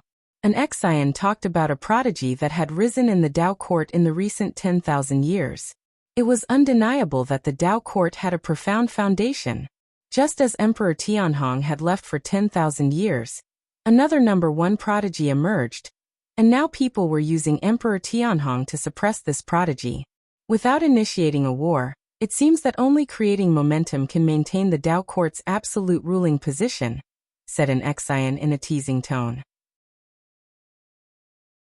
Guan did not comment on the Dao court. He had a deeper understanding of it than an Exian did, as he often stayed at the Dao court to accompany Xiaolan. Xiaolan had good talent, and with the support from Gu An's Dao intent, she had always been one of the top prodigies of the Dao court. However, because she disliked public attention, the title of the number one prodigy never fell upon her. Recently, the Dao court was preparing to initiate the Celestial Plan, aiming to search for other great thousand worlds. Having no intention to suppress the sects within the world, they sought to pursue stronger powers and greater resources. Such ambitions filled most of the upper echelons with pride, feeling that they possessed a higher vision than the world's sects, embodying the magnanimity of the world's common lord. Guan thought the Dao court's idea was quite good, and he was ready to ask the celestial spirit god to help facilitate it. Born in the celestial spirit great world, he also wanted to see different developments from the past emerge there. If every era was headed towards destruction, then Gu An's effort in saving all living beings would lose its purpose. His decision was not to let the Dao court grow unbridled, but he felt that cultivators should always climb higher and chase after the great Dao. The existence of the World Gate seemed more like a restraint on the development of cultivators. No matter how one looked at it, the World Gate did not seem like a natural phenomenon. At this moment, Guan was considering whether or not to allow the disciples of his dojo to venture out. He had his disciples in seclusion all year round in order to accumulate their strength, not to limit their freedom. His greatest concern was Chen Chuan. When Xiao Chuan was first reincarnated as Chen Chuan, he encountered a mysterious karmic force that cursed him, nearly causing the death of his parents. When the innate human race caused trouble, Chen Chuan went out for experiences and did not suffer from the curse again, which is why Guan considered letting him go out as well. After much deliberation, Guan decided to leave the choice to Chen Chuan. "Let's go for a walk outside." Having said this, Guan jumped down, followed closely by an Xian. They passed by Emperor Tianhong, with Guan even giving his shoulder a light pat. Emperor Tianhong seemed to sense something, opened his eyes, but saw nothing. He thought it was just a breeze. Perhaps it was because he had knelt for such a long time that he didn't rush to enter Wuxia. He felt that his current state was conducive to enlightenment. The path of power, strange. How did I come to comprehend such a forceful great Tao? Emperor Tianhong muttered to himself, not thinking it was because his talent was too strong. He had never felt like this in the Tao court before. He had a realization in his heart. Even though the supporting Tao sword venerable had not shown himself, with an Xian probing him, it was impossible for the sword venerable to not be aware of him. Perhaps his current insights were a gift from the supporting Tao sword venerable. Emperor Tianhong was not surprised, for even without such a gift he would persist. The greatest benefit of kneeling for 10,000 years was that he had shed the pressure brought on by being called the foremost of the proud celestials. Vain titles are but passing clouds. He is Emperor Tianhong. He wanted to find the true meaning of his existence. Above the boundless sea of clouds, an enormous golden furnace floated. On its surface were engraved various divine beast patterns and majestic mountains and rivers, and crowning it were some towering peaks, exuding a grand presence. The yellow-robed Taoist, who had played Go with Tai Immortal Monarch earlier, stood at the edge of a cliff, looking down at the world inside the furnace. The furnace interior was a world unto itself with mountains and rivers, and even fierce beasts fighting. The robust Tao spiritual qi would rush up like the wind from time to time. The yellow-robed Taoist furrowed his brows, deep in thought. Right at that moment, a golden ring of light appeared beside him, quickly expanding, and a figure stepped out from within. The newcomer was the celestial calming god. The leader of the celestial army, whom Zhang Buku and Suyu had pledged allegiance to, was the celestial calming god. The celestial calming god raised his hand in salute and said, "Immortal monarch, anomalies from chaos are emerging in the 3,000 great worlds, rapidly dispersing to each of the great 1,000 worlds. One of these anomalies has even come to trial under my command. This is not good." Sar the Nellfire. NT website on Google to access chapters of novels early and in the highest quality. The one known as Huang Feng Immortal Monarch, the yellow-robed Taoist, tilted his head to look at him and asked, "Anomalies from chaos? Which anomaly?" The celestial calming god responded, "It should be Chaos Grudge Luo. I have captured immense resentment from the soul's depths of that infiltrator. If left unchecked and allowed to spread rapidly, it will become a great calamity." Grudge Luo. The eyes of Huang Feng Immortal Monarch flickered, sinking into contemplation. The celestial calming god stopped speaking, waiting for Huang Feng Immortal Monarch's command. After a long while, Huang Feng Immortal Monarch spoke. "Do not act rashly for now. Perhaps Grudge Luo's existence is linked to bigger karma and causality." The celestial calming god frowned, hesitated for a moment, and said, "If left unchecked, many living beings will die. If we don't eradicate the roots of this disaster along with it, even more living beings will die." The words of Huang Feng Immortal Monarch caused the celestial calming god's frown to deepen. He gave Huang Feng Immortal Monarch a long look, no longer objecting. Huang Feng Immortal Monarch still stared into the world within the golden furnace and said, "Since you're here, take this trip for me. Go to Profound Star Immortal Monarch and deliver this item to him." With that, he lifted his right hand, and a piece of Jinyu enveloped by billowing purple qi appeared in his palm, swiftly flying towards the celestial calming god. If you find any errors, ads pop up, ads redirect, broken links, non-standard content, etc., please let us know. Report so we can fix it as soon as possible.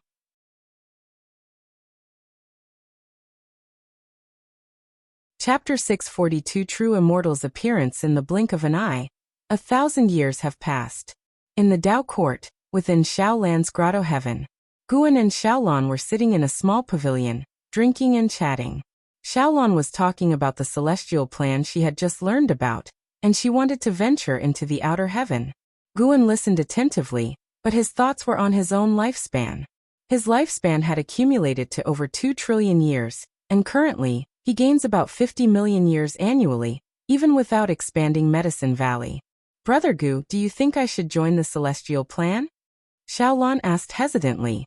She wanted to join, to experience a broader world and have the chance for greater opportunities, but she couldn't take Guan with her and didn't know how many years it would take before she could return. Guan smiled and said, "If you want to go, then go. If you're worried about me, there's no need. Just think about it. You often seclude yourself for cultivation, and I still live well. I have many friends in the Dao court. I am not alone. Go ahead and venture. I will wait for you here to return." Upon hearing this, Xiaolan's face lit up with a smile, as Brother Gu was always so supportive of her. Thinking about it, Guan managed to stay in the Dao court for tens of thousands of years without any issue, which proves his capability in handling affairs. She didn't have such a big influence in the Dao court. Even peerless prodigies and great figures occasionally find themselves in trouble. Xiaolan continued, "My master also wants me to advance, to strive for the top treatment as the first prodigy in the Dao court."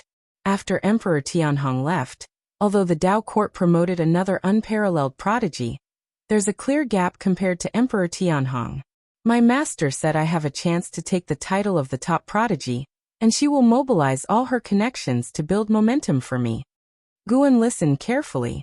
Where there are people, there are rivalries like those of the martial world, especially in a major power like the Dao court, where the internal power struggles are extremely fierce. Behind each prized prodigy, there are numerous cultivators striving to support them. The number of cultivators in the Dao court is countless. Many are unknown geniuses or powerhouses. The reason for their obscurity is due to lack of promotion.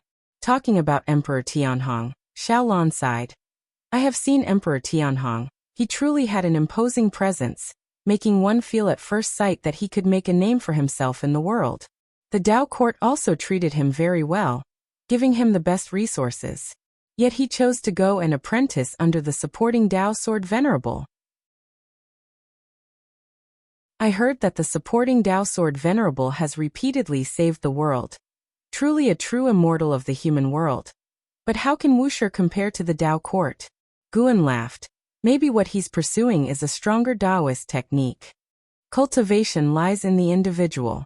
Although the Wuxi's disciples are famous for a while, their cultivation level is not far superior to the contemporary talents. Mainly they rely on the Dao treasures of the beginning list to fight, which shows the cultivation resources Wuxia can provide are not top-notch. After all, they reside hidden in a small corner of the world. Xiaolan shook her head, saying she didn't know much about the supporting Dao Sword Venerable. But in her view, the Dao court is the strongest sect. After all, she belongs to the Dao court. Guan found her questioning of Wuxia interesting and added, "Anyway, this is your opportunity. The road to immortal cultivation is extremely long, and everyone has their choices. You once made a decision that others around you didn't understand, which was to always take me with you." Xiaolan blinked and said, "That's different." During the conversation, she moved closer to Guan, tightly hugging his arm. "If something happens to Brother Gu one day, and I need to give up my cultivation, I will not hesitate. TSK, aren't you cursing me? Hey, I am expressing my true feelings here. Why aren't you moved? I do not hope for that day to come, and I will not let you face such a choice." Guan raised his hand and wrapped it around Xiaolan's waist, speaking softly. Xiaolan feels very happy in this life, now without any worries in her heart, something Guan is pleased to see and will do his best to maintain. Unlike dealing because she was his junior sister, Guan accompanied her in person. The mature medicinal herbs could afford a delay of a month. After Xiaolan left Grotto Heaven, Guan then went to other medicine valleys to start collecting medicinal herbs. As Xiaolan began to pursue the higher great Tao of heaven and earth, Guan felt that he also needed to step up and improve the lifespan and income of each medicine valley. Xiaolan followed the Dao court and flew in the void for several years before finally arriving at the legendary World Gate. There were hundreds of people on this journey.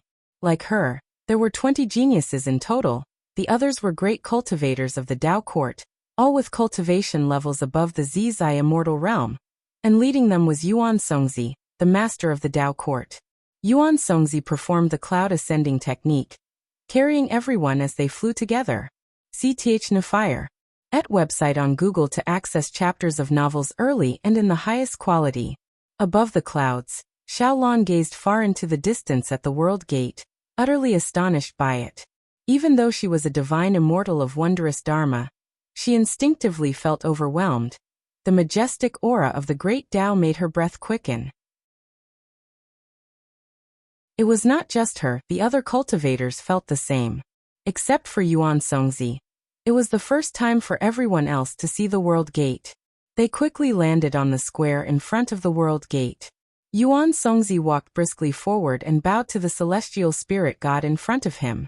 Everyone's gaze fell on the celestial spirit god who was shrouded in the celestial Tao immortal light, rendering his true appearance inscrutable. Is this the true form of an immortal god? Xiaolan marveled inwardly, feeling somewhat regretful. Such a majestic celestial gate, such formidable immortal gods, and Brother Gu could not see it. Truly a great regret in life. In the human world, 99% of cultivators spend their entire lives unable to witness the form of an immortal. The celestial spirit god did not speak, but the world gate behind him began to tremble, and strong light from the heavenly Tao burst forth. Everyone pass by the celestial god in turn and pay respects. Follow me through the gate. Yuan Songzi spoke as he turned back, then walked towards the intense light inside the world gate. The others followed closely, each person's presence affecting the celestial spirit god as they approached.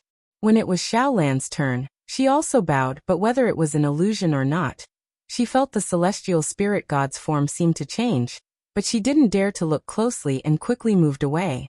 After everyone from the Tao court had vanished into the world gate, the celestial spirit god opened his eyes.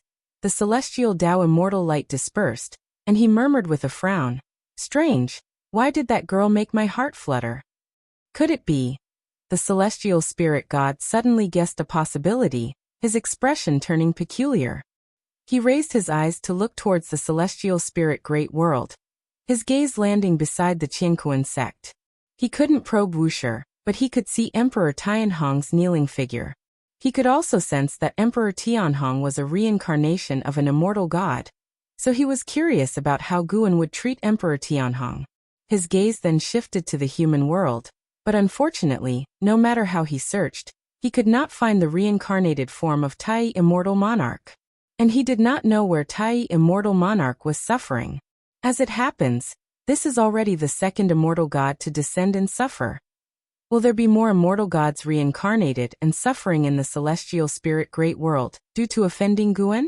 If you find any errors, ads pop up, ads redirect, broken links, non-standard content, etc., please let us know report so we can fix it as soon as possible.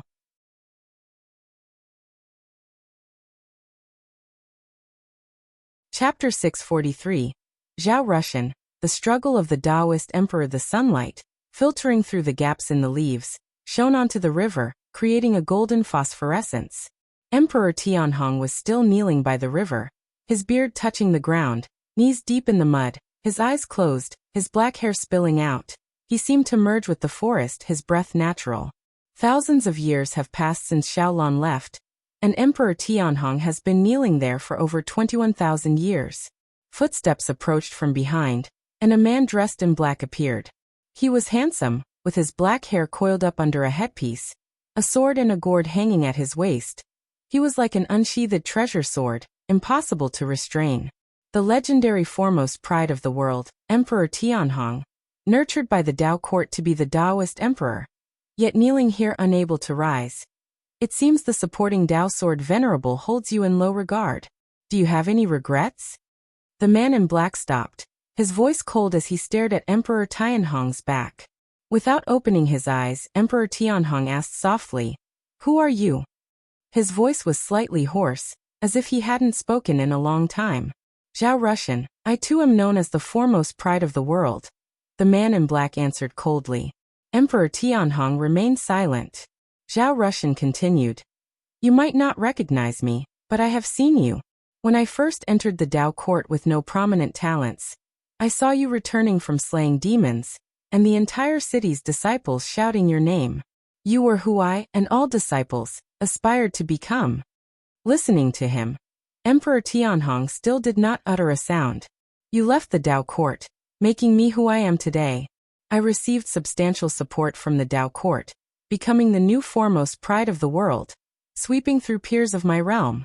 I fought across the land for 1,000 years without rest. Yet, many compare me to you, saying I have not defeated you, and do not deserve the title of the foremost in the world. As Zhao Rushan spoke, he paused, his gaze sharpening. So you came to challenge me? Emperor Tianhong asked, still not rising, clearly unworried about Zhao Rushan launching a surprise attack. Actually, in my heart, I also feel inferior to you, Zhao Rushan stated calmly, taking a step forward as he continued. Now I too follow the path of pursuing the Taoist emperor, which is the legacy left by the Ting master before his departure. He said both you and I are qualified to achieve the Taoist emperor, to lead the Dao court to unprecedented heights. Come back, since Wuxia looks down on you, why endure humiliation here? Do you know, your deeds have spread across the world, and everyone knows the unparalleled pride cultivated by the Dao court kneels in front of Wuxia sect. Do you realize how much criticism the court has faced? Gradually, Emperor Tianhong opened his eyes, his gaze still full of vitality, unaffected by the passage of time. I am no longer a disciple of the Dao court. Please return. Emperor Tianhong replied softly. He looked across the river, his gaze shifting left and right, as if searching for something. Zhao Rushan furrowed his brows, his right hand resting on the sword scabbard at his waist. Junior, this is not a place for you to act recklessly. A clear, cold voice came from ahead, startling Zhao Rushan to look up, only to see two figures walking out from the depths of the forest across the river. It was an Xian and Chen Chuan. Seeing an Xian, Emperor Tianhong's gaze turned somewhat complicated. He couldn't forget that crushing defeat. He still thinks about what exactly those eyes looked like. Chen Chuan followed by Anzin's side, eyeing Zhao Rushan with curiosity, filled with an unsettling feeling from the sword chi he sensed on Zhao Rushan. Zhao Rushan, looking at an Xian, similarly felt shocked. An Xian gave him an unfathomably profound feeling, particularly when meeting Anzin's gaze, which made him tremble with fear, a feeling he had never experienced, even when facing beings above the Zizai immortal realm. Not to be provoked. This was Zhao Rushan's immediate feeling. May I ask for the senior's name? Zhao Rushan raised his hand in salute, asking courteously. An Xian answered calmly, Wuxia and Xian, please leave. Zhao Rushan raised an eyebrow. Just as he was about to speak, he suddenly felt a chill climbing up his spine, startling him. After hesitating for a moment, he chose to salute and leave. Although unclear why an Xian held hostility towards him, he also feared dying here. Zhao Rushan's presence quickly faded, while an Xian and Chen Chuan approached the river, facing Emperor Tianhong across the stream. Emperor Tianhong looked at an Xian, still not speaking, his gaze remaining calm. An Xian spoke. He wants to kill you. Is that so? Emperor Tianhong asked in surprise, thinking that Zhao Rushan seemed more like trying to provoke him into returning through reverse psychology. An Xian continued, and he can do it. Upon hearing this, Emperor Tianhong's brows immediately furrowed. He could feel that Zhao Rushan had reached the divine immortal of wondrous dharma, and had caught up with him in cultivation realm. But this was also because he had been kneeling for 20,000 years. Even at the same realm, he didn't believe he would lose to anyone other than an Xian. Chen Chuan was also surprised, not expecting Zhao Rushan to be so formidable. An Xian looked at Chen Chuan and said, You go ahead first. Chen Chuan nodded, then disappeared into thin air from where he stood. Emperor Tianhong wasn't very curious about Chen Chuan. He sensed that an Xian had something to say to him, which made ripples arose in his heart. An Xian stared at Emperor Tianhong and said, That person will be your nemesis. Both of you will become Taoist emperors, and will stir a world-shaking conflict in the human world. Didn't you just say he could kill me? If I weren't here, wouldn't I already be dead by his hands? How could I become his nemesis? Emperor Tianhong curiously asked. You will die, but you will rise again in reincarnation and contend with him lifetime after lifetime. An Xian spoke in a very calm tone. as if mentioning a trivial matter, leaving Emperor Tianhong silent. He couldn't help but ask, "Can you see my fate?" "Not me." And Zin's answer caused Emperor Tianhong's expression to change for the first time, stirring his long calm heart. "Sword Venerable," an Xian continued, "keep kneeling for now. Master can't accept you temporarily, and I don't know the reason, but perhaps this is part of cultivation. Over the years, you should have felt your Tao practice growing." Emperor Tianhong showed a smile. "Indeed, although my cultivation level hasn't increased, my understanding of the great Tao is growing rapidly. This must be the blessing of the Sword Venerable." This was also the reason he had been kneeling for more than 20,000 years without feeling tired. He had seen hope, and even if he had to kneel for another 100,000 years, he wouldn't feel it was hard. An Xian stopped talking, flashed beside Emperor Tianhong, and continued walking forward. Emperor Tianhong turned his head towards her and asked, "Sister, where are you going?" "I have my matters to attend to," an Xian casually replied, a slight smile curving upon her lips, feeling that Emperor Tianhong was very perceptive. Emperor Tianhong pressed further. "Will Zhao Rushan bring good or bad results to the Tao court?" "Destiny is always changing. Knowing the future in advance would only become an obstacle for you." Before the words were even fully said, an Xian had already disappeared into the depths of the forest. Emperor Tianhong turned back, looking at the river surface, deep in thought. Taoist Emperor Ha? He had heard from Yuan Songzi before that the prodigies of the 3,000 great worlds were all chasing after becoming Taoist emperors, but the celestial spirit great world temporarily had no opportunity to achieve that status. Yuan Songzi had told him to prepare well. According to what an Xian revealed about the future, becoming a Taoist emperor seems to be the crux of future world conflicts. This implies Yuan Songzi will succeed. To become a Taoist emperor, it's necessary to open the pathway to the path of the great Tao for the celestial spirit great world. Emperor Tianhong took a deep breath, clearing his distractions. Just how formidable a Taoist emperor is, he wasn't sure, but the path of power he was currently comprehending was truly strong. Even though his cultivation level had not increased, he could feel his mana undergoing transformation, becoming several times stronger compared to before he knelt. Would such a him also be killed by Zhao Rushan? Emperor Tianhong noted Zhao Rushan's name, looking forward to their future confrontation. Sir the Novel Fire. Net website on Google to access chapters of novels early and in the highest quality. If you find any errors, ads pop up, ads redirect, broken links, non-standard content, etc., please let us know. Report so we can fix it as soon as possible.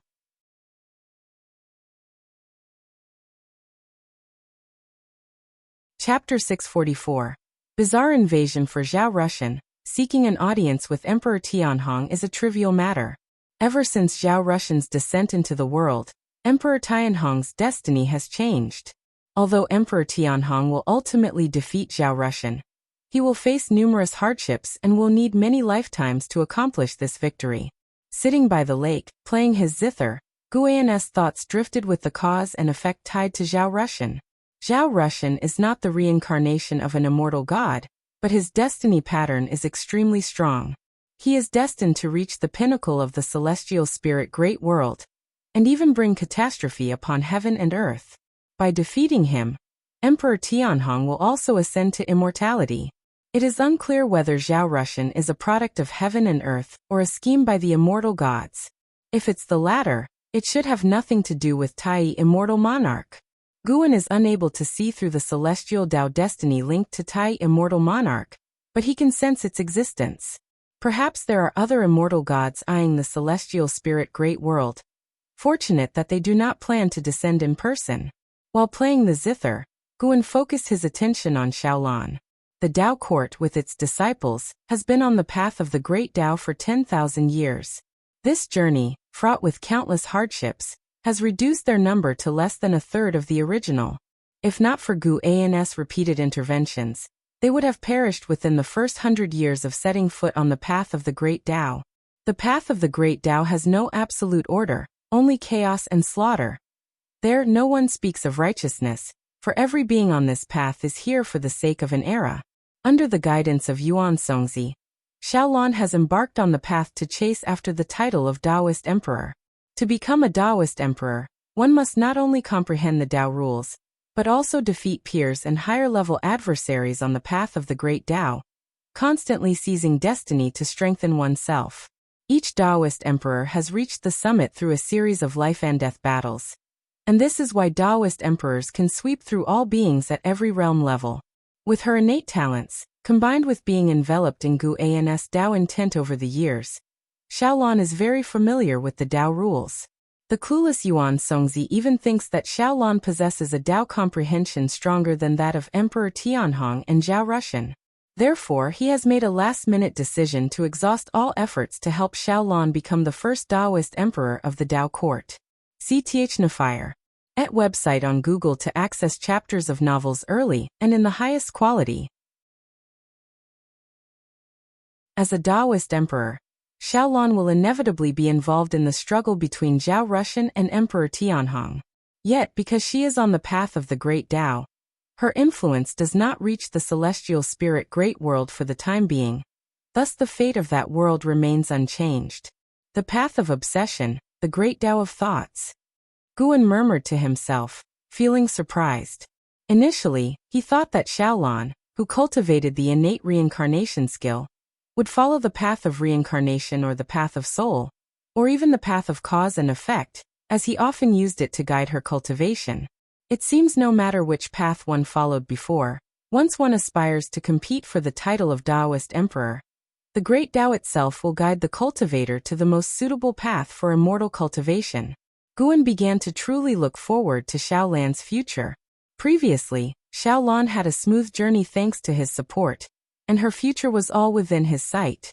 But now, Xiaolan has boundless possibilities, even the potential to surpass his control. For those close to him, Guan naturally hopes they will get better and better. If they can live their own brilliance, that would be even more ideal. With these thoughts, Guan's mood became even more brisk, and the music he played turned more ethereal, like the high mountains and flowing rivers before him, bringing peace to one's heart. Guan learned to play the zither from Shenzhen, not that he had high hopes.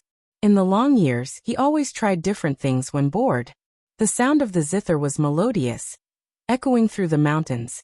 As the breeze blew, day turned to night, and the constellations shifted. Another 5,000 years passed by. In these 5,000 years, aside from Chen Chuan and Sheng Tian and LV Xian, also left the dojo to make their own way in the world. Chen Chuan founded the sword sect, and its momentum was fierce. And Sheng Tian went back to support the Yin family. Although his destiny with the Yin family had been severed, he chose a disciple from the family to instruct. LV Xian wandered the world, challenging the unparalleled geniuses of various sections. As long as his opponent was not beyond his great realm, he would not use Tao treasures, relying on his true abilities to continuously defeat formidable talents. His fame grew rapidly, and 5,000 years later, he was already among the top talents in the world. However, in the world today, the one with the most fame was still Zhao Rushan, who had mastered the Tao court's supreme divine skill for combat, with inscrutable techniques. In this new year, Emperor Tianhong was still kneeling in the forest at the edge of Wuxia. Guan went early in the morning to pick mature medicinal herbs, and continued until evening, when he arrived at an island belonging to the Gathering Flower sect. Jiang Qiong had prepared wine and dishes in advance, waiting for his arrival. Jiang Qiong was now a carefree primordial immortal, and although not as formidable as a Wuxia disciple, she did not stay by Gu An's side all year round. Her cultivation level was already the strongest in this sea area. Not only the strongest, but she was also seen as a legend in the hearts of many disciples of the Gathering Flower sect, with rumors of her true capabilities.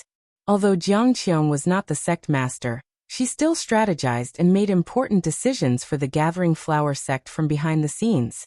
Recently, LV Xian's fame has grown quite large, spreading across the 72 seas. Even our sect's disciples are discussing what kind of a sect Wuxia really is. In the pavilion halfway up the mountain, Jiang Qiong poured wine for Guan while saying with a laugh. Beside them was a waterfall, the falling water striking the cliff and raising a misty spray, paired with the lush green flora, creating beauty and a sense of atmosphere. Guan laughed and said, Wuxia is not any sect, and I don't usually manage them that much. Jiang Qiong continued to serve dishes to Guan and curiously asked, You've been in this world for 130,000 years. What exactly are you pursuing, or to be more precise, who are you avoiding? Like others, Jiang Qiong also felt that Guan had the capability to turn the world upside down before he even met her. She believed he was just putting on a show. What she did not know was that Guan was actually younger than she was. Guan did not specifically clarify this, as admitting the truth would hardly be believed by anyone, and may even plant the seeds of potential trouble. Pursuing? I am hoping for my current lifestyle to continue for a very long time, until I become tired of it. Guan said earnestly, then emptied the cup of wine in one gulp. Really? Jiang Qiong looked at Guan, as if she was trying to see through him.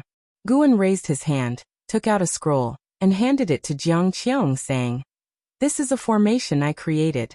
Study it well, and if you can master it, it could protect the Gathering Flower sect for 1,000,000 years without worries.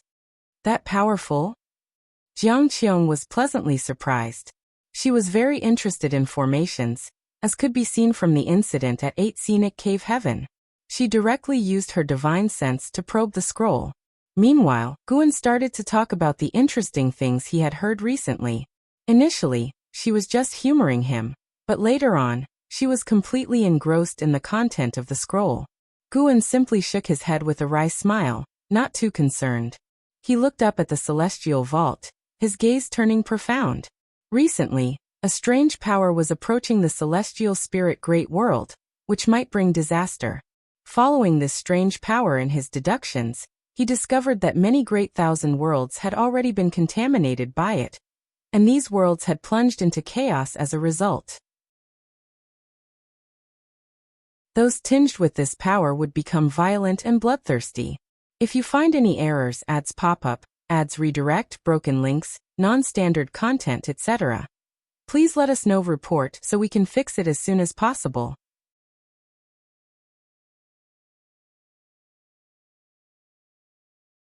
Chapter 645. Guan's reincarnation. Such a bizarre force sweeping across the vast great thousand world. The celestial court should notice it, right? Guan thought silently, although he didn't know exactly where the celestial court was.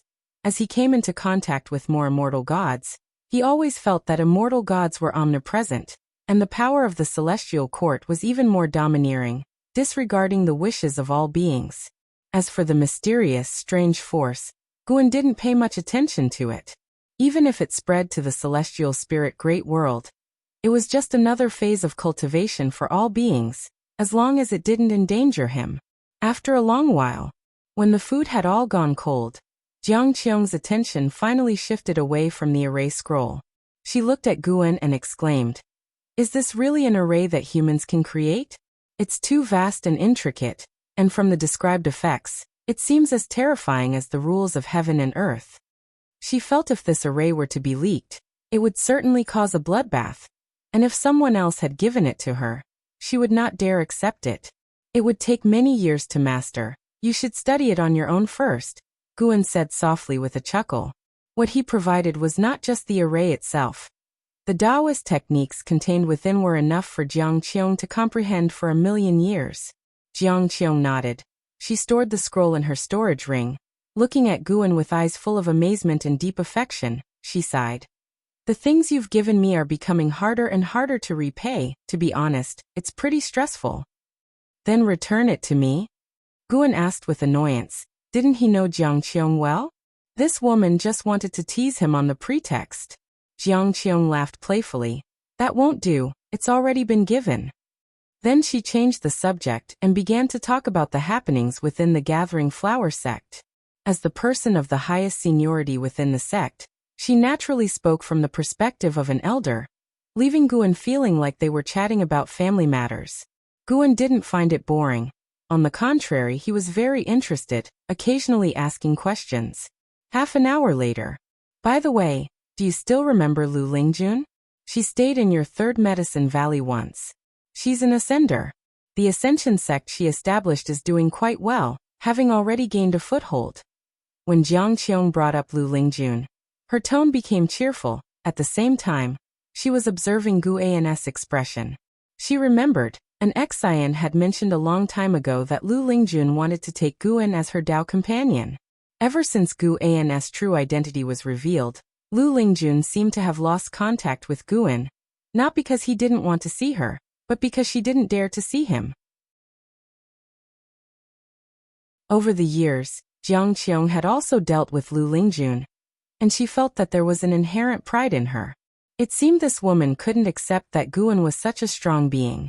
However, Jiang Qiong suspected that the fact that Lu Lingjun was still alive today, and the Ascension sect had developed so well, was due to Gu An's covert assistance. After she finished talking about Lu Lingjun's situation, she still couldn't see any sign from Gu An's face. Gu An seemed completely indifferent to Lu Lingjun. Gu An showed a smile and said, "Indeed, talking to you is quite interesting. These things I couldn't see within the beginningless." Seeing that he was uninterested in Lu Lingjun, Jiang Qiong couldn't help but ask, "Do you always cultivate? Don't you get bored?" She could never understand why Gu An had left the Supreme Sect. If he disliked the Supreme Sect, he could switch to another sect or city to stay. Why hide in a deserted mountain? She could only think that it was for the sake of cultivation. "My life is far more interesting than you think," Gu An said proudly. Jiang Qiong raised her eyebrows skeptical. Gu An laughed and said, "For me, the past 130,000 years have been much slower than the time you have experienced. Take the past 100 years for example. I served as a guard for an emperor in the human world for 60 years, aiding 4 emperors." He was telling the truth. In the recent 10,000 years, he liked to experience various identities in the mortal world. Except for when gathering medicinal herbs, he always used his original body to experience them. And in each identity, he never used his mana. He too would get injured and grow old. Isn't this another form of reincarnation? Jiang Qiong never expected Gu An would do such a thing. She found it both absurd and somewhat interesting to think that a powerful being who could overturn the entire great world was scrambling for power and profit with mortals in the mortal world. Maybe she should try it too? After all, she no longer had to personally oversee the Gathering Flower sect. What followed was Gu An speaking, with Jiang Qiong listening. The more stories she heard, the more she felt that what Gu An was doing was not out of boredom, but a form of cultivation. The sun was shining brightly, the sky clear and cloudless. Above the mountains, numerous cultivators were flying on their swords, as fast as the wind. Their gathering created a tremendous force that shook the mountains and forests violently. In the midst of the crowd, 2 young men flew side by side on their swords. One of them, a youth in black, turned to his companion and excitedly asked, "Long Lin, what kind of demon do you think we'll encounter this time?" The youth known as Long Lin was dressed in a tight blue garment, looking even more handsome and extraordinary in demeanor than the youth in black. Long Lin looked ahead, a smile on his face as he said, "I heard it's a great demon that has lived for 10,000 years. Otherwise, the sect wouldn't send out so many disciples. A great demon that has lived for 10,000 years? How terrifying could that be?" The youth in black suddenly grew worried. Long Lin glanced at him and chuckled. "Yang Yan, if you're scared, it's not too late to go back now." Upon hearing this, the youth named Yang Yan's eyes widened immediately, and he said, "How could I possibly be scared? I'm just worried about the other disciples. If our Changyang sect loses this battle, the consequences are unimaginable." Long Lin gazed forward, smiling without saying a word. It wasn't just them. The other disciples of Changyang sect around them were also discussing the upcoming battle. The Changyang sect had been established for thousands of years, and was considered a hegemon on the continent, but they had never contended with a 10,000-year-old demon before. "By the way, Long Lin, I heard from an elder brother that your clan has found you? Is that true?" Yang Yan asked curiously. He and Long Lin had both been orphans since they were young, raised by an old man in the mountains. By a stroke of fortune, they joined the Changyang sect, and Long Lin was found to have an excellent spirit root. Yang Yan owed his present status to Long Lin's support. He never expected that Long Lin wasn't an orphan, and that his clan was looking for him. He felt envious but also happy for Long Lin. Yeah, they told me that my parents didn't abandon me, but rather they perished while on a mission and had to leave me somewhere. The jade pendant my parents left me is actually a high-tier spiritual artifact, and that's also how my clan found me. They want me to return, and I am still considering it, Long Lin replied calmly. Yang Nian continued to probe. Is your family powerful? How does it compare with Changyang sect? They should be powerful. They have already persuaded the higher-ups of the sect, and it seems the higher-ups have gained significant benefits and are strongly urging me to return, Long Lin said. Yang Nian felt even more envious at the response. Why didn't he have such a background? Before their cultivation, it was he who protected Long Lin, but ever since they began to cultivate, the roles reversed, and now it was Long Lin taking care of him. Yang Nian was grateful to Long Lin, but also couldn't help feeling a surging envy in his heart. He felt that the heavens favored Long Lin, always letting him encounter good luck, whereas he was left without support. Even with Long Lin's help, trouble always seemed to find him.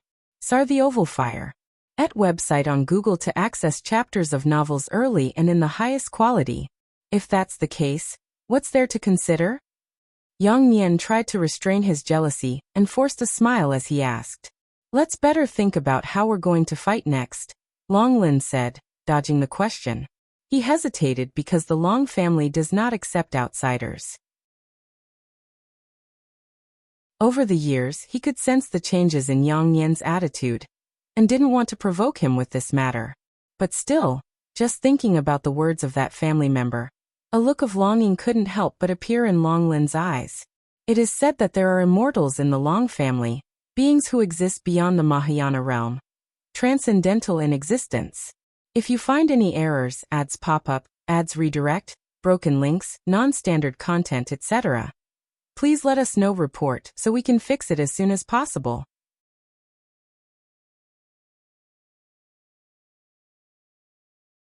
Chapter 646. Old acquaintances meet. The mountains overlapped, and the land seemed like dragon ridges pressed together. On one such ridge, Guan stood in front of a cliff, while an Xian was meditating and cultivating nearby. Has it already begun? Guan looked into the distance, thinking this way. It had been 7,000 years since he had given the array scroll to Jiangqiong. 7,000 years had passed, and that mysterious and eerie force had finally seeped into the Great Thousand World. Its method of infiltration was not through a world gate, but directly into the Tao rules of the Great Thousand World. This was an unstoppable invasion method, as its infiltration trajectory couldn't be fully tracked, at least not by the celestial spirit god. On the continent where Guan was, he saw a bloodline member of the Long family. This youth was named Long Lin, whose best friend was invaded by the eerie force, and he would become increasingly jealous and violent in the future, causing many troubles in Long Lin's life. Guan, however, had no intention of intervening. Long Lin was too distant in relation, equivalent to a stranger. If he were to protect every descendant of the Long family, it would be too exhausting, as the bloodline had already surpassed 1 billion in number, though most had changed names. Although the youth named Yang Nian might take a wrong path, he wouldn't pose a threat to Long Lin's life. Even without the invasion of the eerie force, it was not uncommon in the human world for brothers and best friends to destroy each other out of jealousy. Master, another calamity befalls the human world? Anzin's voice rang out, and Guan turned his head, seeing her opening her eyes with tightly furrowed brows. Guan inquired, "What did you see?" "Se of the Novel Fire." Net website on Google to access chapters of novels early and in the highest quality. My immortal emperors, I sense is a disturbingly evil force, and my future self also informed me that the human world would face unprecedented tribulation soon. And this disaster will also cover other Great Thousand Worlds. An Xian spoke worriedly. Although her future self was manifested through karmic evolution and might not prove true, it still hinted at major trends in the future. Guan nodded slightly, quite satisfied with Anzin's cultivation results. Anzin's immortal emperors I not only could devour power to transform it into her own, but also borrow strength from her past and future selves. This was somewhat similar to the celestial dragon reincarnation dharma aspect. However, the future self she summoned was formed from karma. Once the future self appeared, its associated future would vanish, making the karmic ties here complex, but through summoning her future self, she could gain predictions on the future trends of the cosmos. In addition, the immortal emperor's eye inherently possessed a powerful suppressive force. At the scene, when she sparred with Tian Hao, she pulled Tian Hao into an illusion realm, forcefully crushing his Dao heart. In the immortal emperor's eye's illusion realm, Tian Hao's senses were misled, perceiving everything encountered inside as real occurrences. The immortal emperor's eye contained immense power, which would aid an Xian to grow stronger. Even if an Xian did not become a Taoist emperor, with the immortal emperor's eye, she could still contend with a Taoist emperor. Indeed, the forthcoming calamities will indeed arrive at the various great thousand worlds. However, the scope of this disaster is boundless and will surely attract stronger beings for suppression, so you needn't worry too much, Guan responded. Thinking about the Taoist emperor, his thoughts couldn't help but drift to the path of the great Tao. More of his old friends began to pursue the Taoist emperor. Ji Xiaoyu, Zhang Buku, Tian Hao, Zhu Shi. The path of the great Tao was far broader than the great thousand world, with countless cultivators striving within. Meeting these few would not be easy. However, Ji Xiaoyu did meet Xiaolan, all thanks to Yuan Songzi's efforts. Yuan Songzi aimed to unite the strengths of the celestial spirit great world, lending mutual assistance. Guan watched over Ji Xiaoyu and Xiaolan while guiding an Xian in comprehending the Tao better. Whether Enzin's attention was diverted or not was unclear, but she soon became absorbed in enlightenment, forgetting the outside world. In the dim cosmic void, an desolate meteor quietly hovered, with a monastery perched upon its surface. In a hall, cultivators of the Tao court were meditating before a gigantic Buddha statue. Xiaolan gazed at the statue, lost in thought. This Buddha is from Ling Mountain. The owner of this monastery was once a devotee of Ling Mountain. In the heart of a Buddhist cultivator, Ling Mountain is the supreme holy land. A voice came, interrupting Xiaolan's thoughts. Xiaolan turned her head, quickly getting up to salute. The meticulously dressed and regal Ji Xiaoyu approached her. Now Ji Xiaoyu mostly walked in the identity of the reincarnation Tao Emperor. Her cultivation level might not match Yuan Songzi, but Yuan Songzi treated her with respect, addressing her as fellow Taoist, which garnered significant respect from the Tao court's talents for her. Senior, is Ling Mountain truly formidable? Where is it? Xiaolan asked curiously.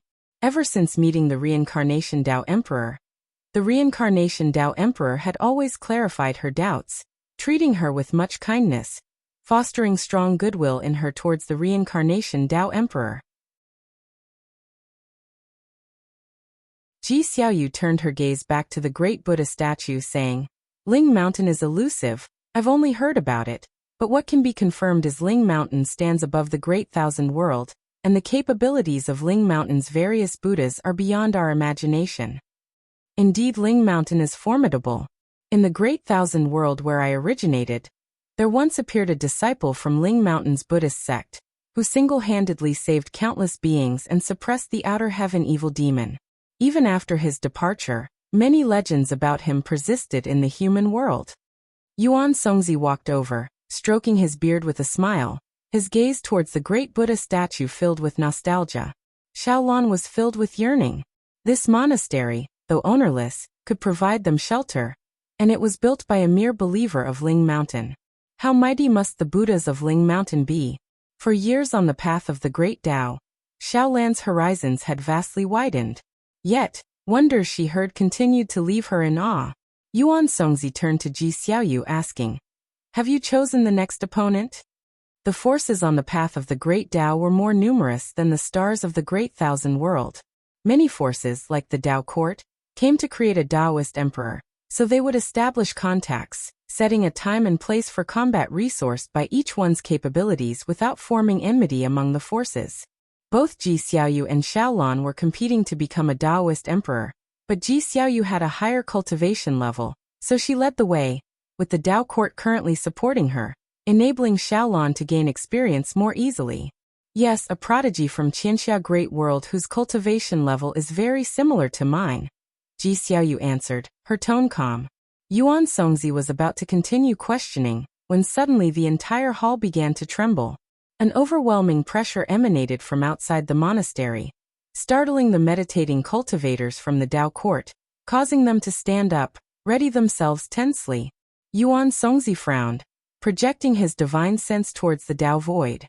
He saw two figures battling deep in the void, colliding like two brilliant suns, causing the Dao rules to tremble, and the immense pressure made the meteor they sat upon tremble incessantly. Is that?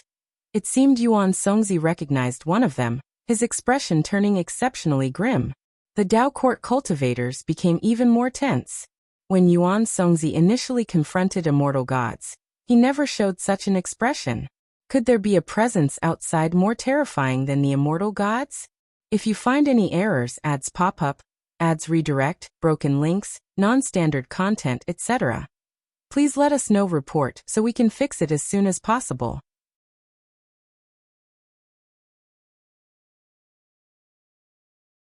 Chapter 647. 5 trillion years lifespan.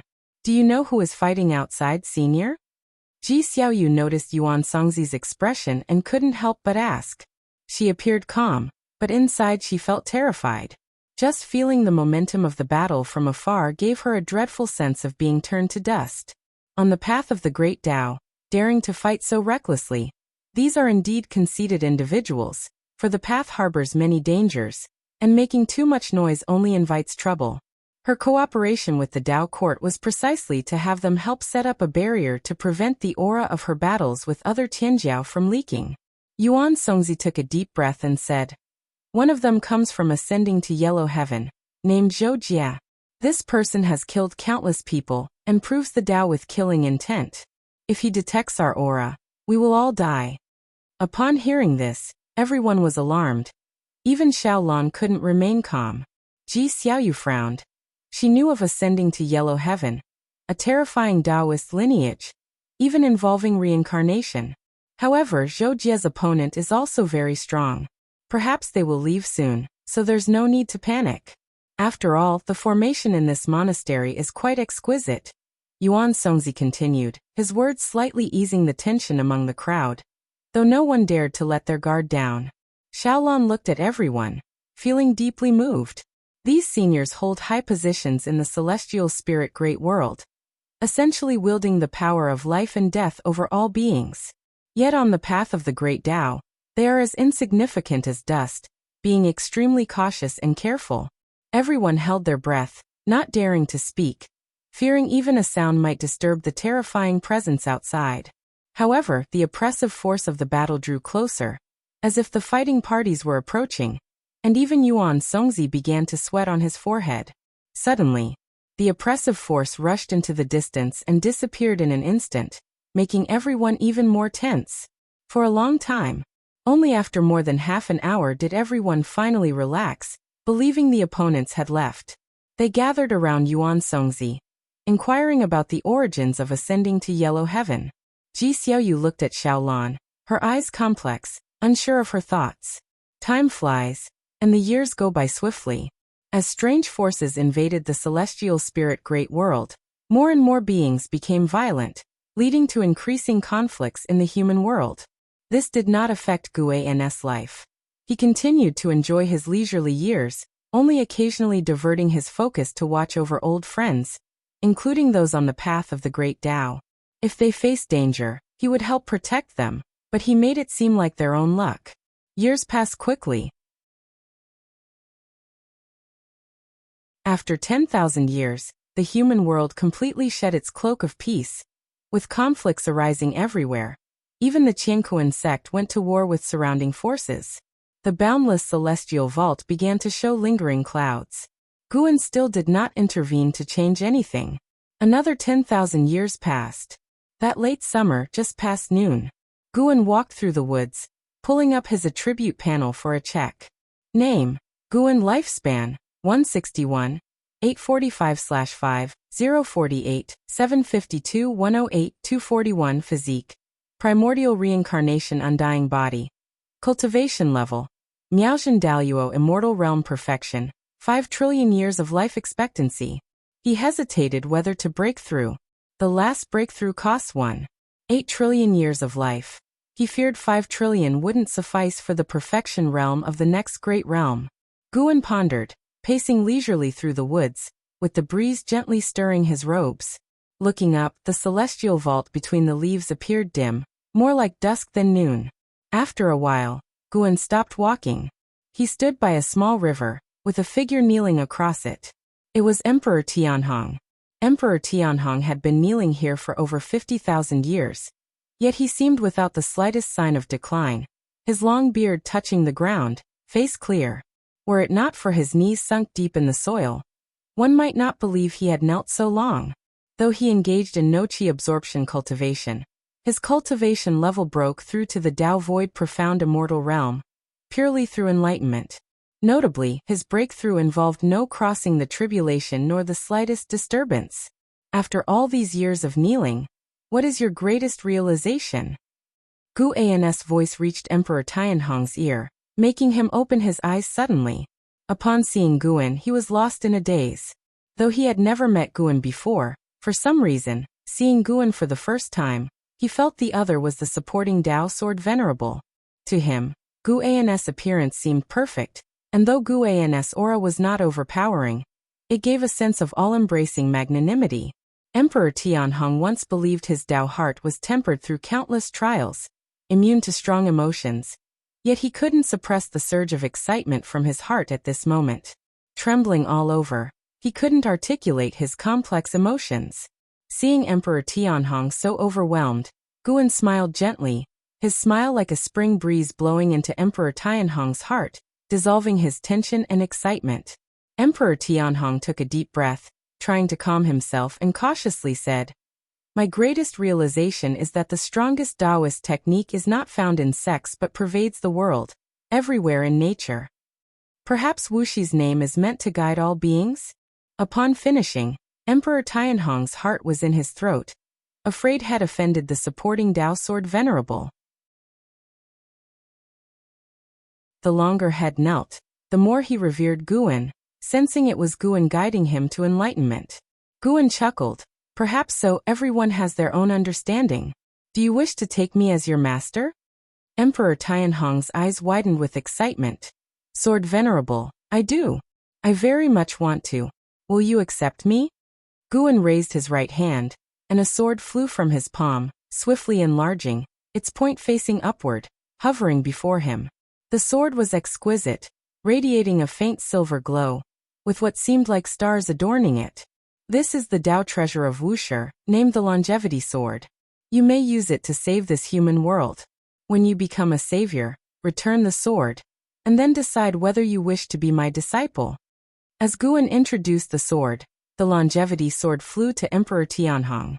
Emperor Tianhong could feel the vast Tao intent within the sword, yet he wasn't captivated, instead directing his attention to Guan, urgently saying, "I can decide now, willing to be your disciple." Guan replied meaningfully, "When you have the highest fame and power, and discern your own destiny pattern, then make your decision. There's no rush. If you are willing by then, I will accept you." Hearing this, Emperor Tianhong calmed down. "Now go." Guan continued, upon which Emperor Tianhong stood up, clutching the Longevity Sword. In an instant, a vast memory surged into his mind, leaving him stunned. Sar the Novel Fire. Net ** website on Google to access chapters of novels early and in the highest quality. Seeing this, Guan crossed the small river, passing by him. Go for the breakthrough after all. With his back to Emperor Tianhong, Guan thought silently. He followed his thoughts with anticipation. What lies beyond the Miaozhen Daoyuo immortal realm? If you find any errors, ads pop up, ads redirect, broken links, non-standard content, etc., please let us know. Report so we can fix it as soon as possible.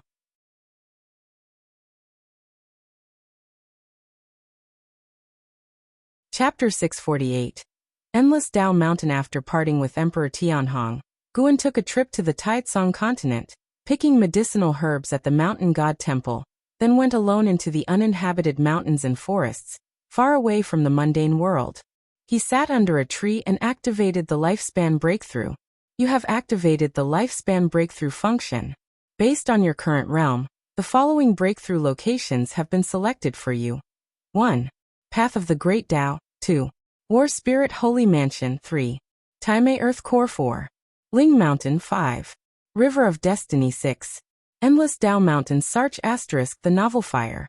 Net * website on Google to access chapters of novels early and in the highest quality. 7. Primordial Emperor Domain. 8. Profound Abyss Divine Pool. 9. Supreme Origin Forest. Looking at the options in front of him, Guan frowned slightly. He didn't see the desperate celestial tomb. He was still planning to find a way to rescue the sins within the desperate celestial tomb after breaking through. In his view, when he breaks through again, he should have the strength to see through the desperate celestial tomb. Don't mention Miaojin Daoyuo Immortal. Even ordinary heaven-opening Daoyuo immortals are rarely seen. Breaking through to a higher realm, even if he's not the strongest, he should be among the stronger existences within the Great Tao. After saving the sins, he could further investigate Fairy Yaoxian's causality through them, thereby resolving the obsessions left by the Emperor of Eternal Life. These matters, to Guan, didn't feel troublesome, but rather filled him with anticipation. In becoming stronger through cultivation, one must have opportunities to demonstrate. Could it be because the desperate celestial tomb cannot withstand my breakthrough, and these places can, that the celestial tomb did not appear? Guan suddenly had a speculation. If so, could it be inferred that these 9 places possess power beyond the Miaojin Daoyuo Immortal? Even if they don't, these places can still nurture stronger Daoyuo immortals, something beyond the capability of the celestial spirit Great World. Don't mention Daoyuo immortals. The celestial spirit Great World can't even nurture golden immortals. Guan silently pondered, and after some thought, he chose Endless Tao Mountain. The name alone sounded profound and elusive, and it provided better concealment. To be teleported to Endless Tao Mountain will consume 10 billion years of lifespan. Do you wish to continue? Continue. An unfamiliar sensation surged forth, causing him to instinctively close his eyes, and his senses followed suit, losing function. After a while he felt his feet touch the ground, and he immediately opened his eyes, almost instantly activating the lifespan barrier. After setting up the lifespan barrier, he had time to observe the environment. As far as the eye could see, the celestial vault was dim as the void of the universe, with towering mountains standing on the earth, rising and falling, their ends unseen, and the number of peaks uncountable. Even at his Miaojin Daoyuo immortal realm perfection state, Guan could not see the boundaries of this world. Is this another place in an infinitely expanding universe and earth? He observed that every mountain around him contained an immense Tao intent, as if nurturing a great Tao. The oppressive atmosphere of the world made the Endless Tao Mountain appear like majestic deities in the darkness, exuding a sense of vastness and magnitude. The mountain under Guan's feet was extraordinarily huge. Even standing on the summit felt like standing on a vast continent. Its height exceeded the distance from the 9 spirit continents ground to outer heaven. The mountain he stood upon wasn't even the highest Tao mountain. In the distance stood towering mountains like heavenly barriers, imposing to the extreme. Endless Tao Mountain. I wonder how far it is from the Great Thousand World, thought Guan curiously, as he had never heard of the Endless Tao Mountain before. The more mysterious and powerful places there were, the happier Guan felt. If the end of the Great Tao were so easy to reach, the joy of cultivation would diminish significantly. Guan sat down cross-legged, and then called up the attribute panel. First, he worked to enhance his physique, as it had been a while since he made any improvements. Guan invested 100 billion years of lifespan directly, but the primordial reincarnation undying body did not transform. He continued investing. Ultimately, after spending a total of 400 billion years of lifespan, the primordial reincarnation undying body ascended to the primordial Tao creation body. Vast amounts of Tao spiritual qi gathered, causing the ground beneath Guan's feet to light up with Tao light. Confined within the barrier, while the mountain's surface outside the barrier exhibited no changes for the time being. Soon, Guan became engrossed in the inheritance. The primordial Tao creation body retained the features of the previous physique, undying through reincarnation, ferocious mana, and the capability to create new Great Tao. Indeed, Great Tao independent of the 3,000 Great Tao. It's based on personal mana and physical strength. Just like before, no matter how mighty the transformation, Guan completed the transformation in less than an hour. He opened his eyes, a glint of light flashing within them. Create a Tao? He suddenly thought, with countless great Tao. Even he couldn't ascertain the exact number. Could some great Tao have been created by cultivators? This hypothesis could not be answered for the time being, so he turned his gaze to the cultivation techniques in the attribute panel. Next was the enhancement of the main cultivation technique. Guan invested 100 billion years of lifespan into the Taoist Dominator skill. Finally, after expending nearly 350 billion years of lifespan, he upgraded the Taoist Dominator skill to the Myriad Tao Extinction skill. The Myriad Tao Extinction skill shifted from the previous vastness to one filled with slaughter traits, with domination leading to extinction, leaving not a trace, ultimately leaving only oneself, surpassing the Great Tao. An hour later, Guan continued upgrading. Sun and Moon Selfless Divine Tao ascended to Tao Qi Eternal Divine Sense, consuming nearly 300 billion years of lifespan. This was Guan's main reliance for hiding cultivation level and aura. He wouldn't neglect it. The upgrades continued. Taoist Celestial Net Step ascended to Great Primordial Celestial Net Step, consuming nearly 400 billion years of lifespan. Hongmeng Void Golden Body ascended to Great Tao Formless Body, consuming 300 billion years of lifespan. This secret skill evolved from the Demon Shadow Divine skill, capable of transformation and isolating causality and fate deductions, greatly aiding Guan in remaining concealed. Another hour passed. Guan mastered the Great Tao Formless Body. Even without activating this secret skill, his physical body possessed the capability to avoid being deduced, and this body could also elevate his aura and suppression, serving as a suppressive divine skill. Having completed the conventional enhancements, he had to consider battle methods next. According to past conventions, Guan should improve his sword Tao, but now he wanted to enhance the Immortal Emperor's Eye. The Immortal Emperor's Eye was too powerful for him to give up, but it would provoke the Celestial Court's suspicion. He must upgrade the Immortal Emperor's Eye to a stronger stage to avoid their detection. While Guan contemplated, changes emerged in the tumultuous Endless Tao Mountain. Due to Guan's continuous upgrades of Taoist techniques, the Tao rules in the heavens and earth began having strange alterations, causing gales to roar, lightning to flash, thunder to rumble, and some Tao mountains to faintly tremble. Before, there had been no sign of any living being, but now they appeared. Guan looked in a direction, spotting a massive black silhouette on the summit of a majestic Tao mountain far away. The figure was humanoid, standing atop the peak, mysterious to the extreme, akin to an ancient demon god. He couldn't use lifespan detection on it, indicating the other party had not revealed their true self. Even so, the other party's aura sent chills through his heart. Miaojin Daoyuo Immortal. And not at the early stage. Guan merely glanced over and paid no mind. With the lifespan barrier in place, it would be difficult for the other party to discover him. He began to invest lifespan into the Immortal Emperor's Eye. Right from the start, it was 100 billion years of lifespan. If you find any errors, ads pop up, ads redirect, broken links, non-standard content, etc., please let us know. Report so we can fix it as soon as possible.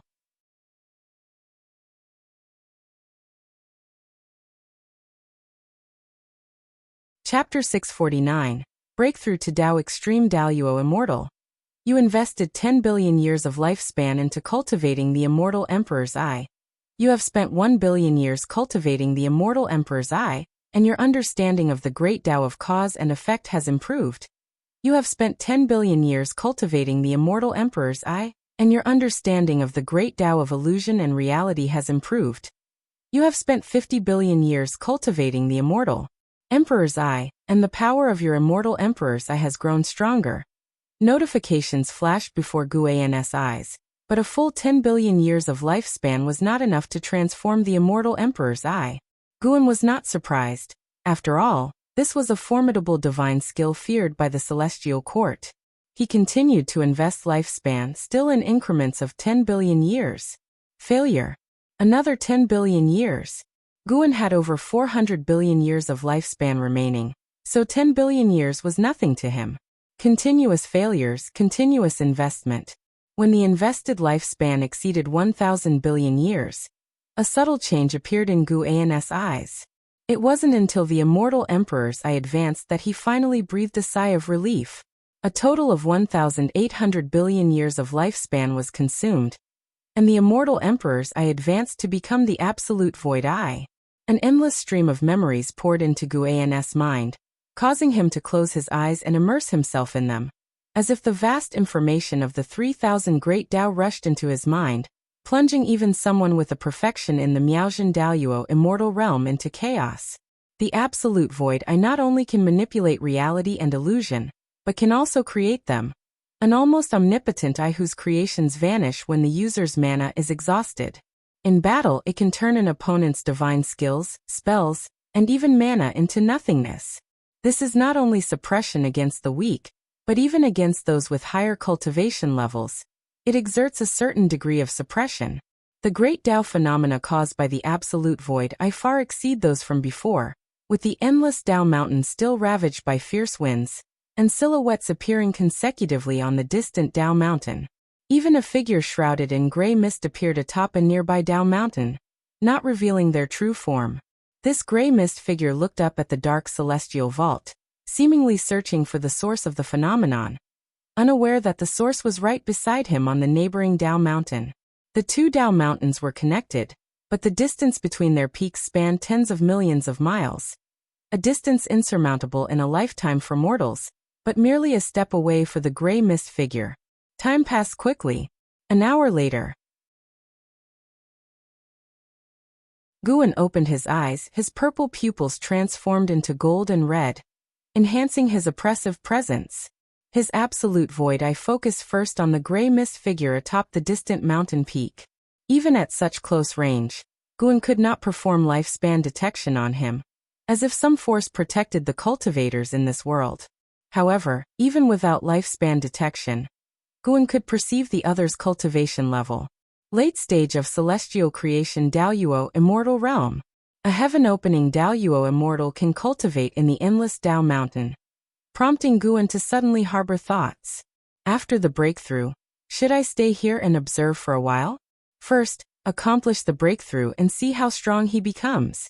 Guan reopened his attribute panel. Aside from the consumption and lifespan evolution, the lifespan barrier had also been continuously consuming lifespan, leaving him with more than 450 billion years of lifespan. He began investing lifespan into his cultivation level. You cultivate the qi absorption for 2 billion years, and use the great achievement of the myriad Tao extinction skill to forcefully impact the Tao extreme Daoyuo immortal realm, beginning to cross the tribulation, but fail to survive the infinite celestial void great tribulation, resulting in attributio. You cultivate the qi absorption for 4 billion years, and use the great achievement of the myriad Tao extinction skill to forcefully impact the Tao extreme Daoyuo immortal realm, beginning to cross the tribulation, but fail to survive the infinite celestial void great tribulation, resulting in attributio. Why does it take 2 billion years just for one tribulation? And that's even after I've improved my Taoist techniques and physique. Guan suddenly felt that it might be challenging to reach the perfection realm of the next great realm this time. In any case, first achieve this so-called Tao extreme Daoyuo immortal. 100 billion years only resulted in 5 breakthroughs, and after the 5 breakthroughs failed, Guan directly invested 1,000 billion years of lifespan.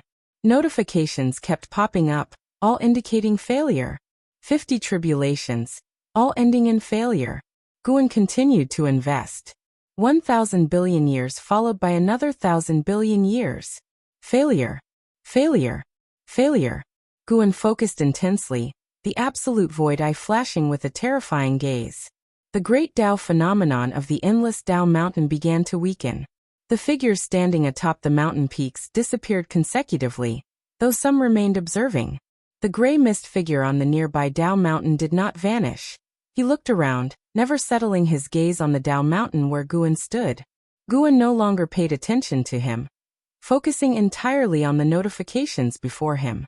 After failing with 10,000 billion years of lifespan, He realized the problem was significant. Is it really this difficult to break through to Tao Extreme Daoyuo Immortal? Or is the infinite celestial void Great Tribulation more terrifying than he imagined? As Guan pondered, he continued to invest lifespan. Yet after throwing in a second 10,000 billion years of lifespan, there was still no sign of success. He frowned slightly and persisted in investing more. After a while, he finally succeeded in breaking through. SEA the novel _fire. @ website on Google to access chapters of novels early and in the highest quality. You cultivate the qi absorption for 58 billion years, and use the great achievement of the myriad Tao extinction skill to forcefully impact the Tao Extreme Daoyuo Immortal Realm, beginning to cross the tribulation, surviving the infinite celestial void Great Tribulation, and succeeding in crossing the tribulation. Your cultivation level breaks through to the early stage of the Tao Extreme Daoyuo Immortal Realm.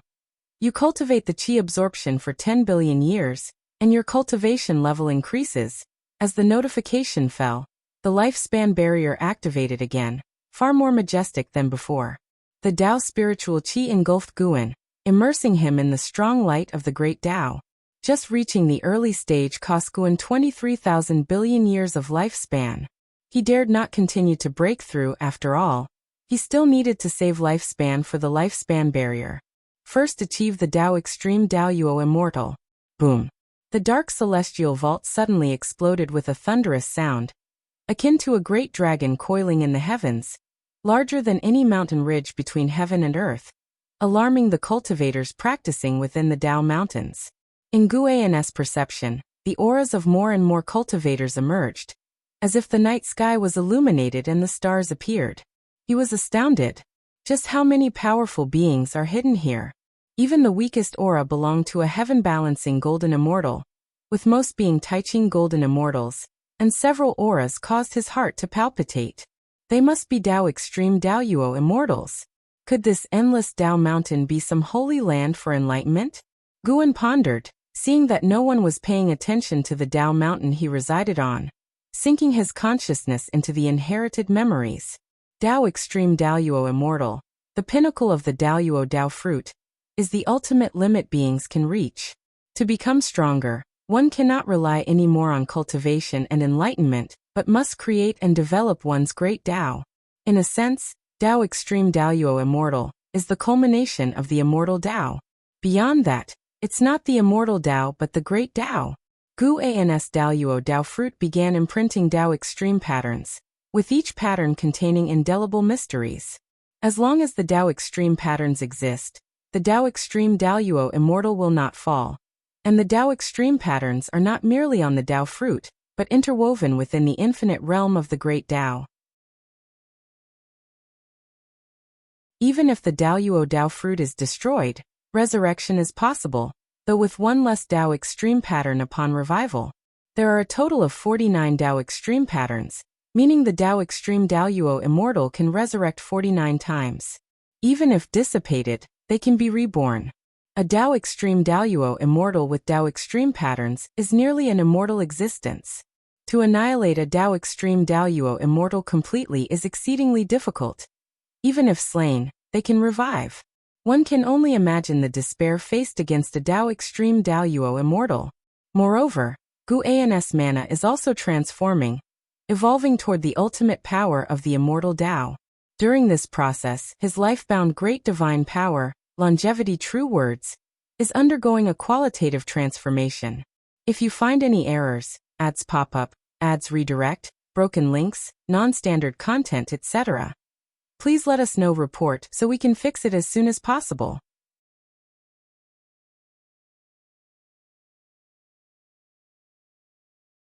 Chapter 650.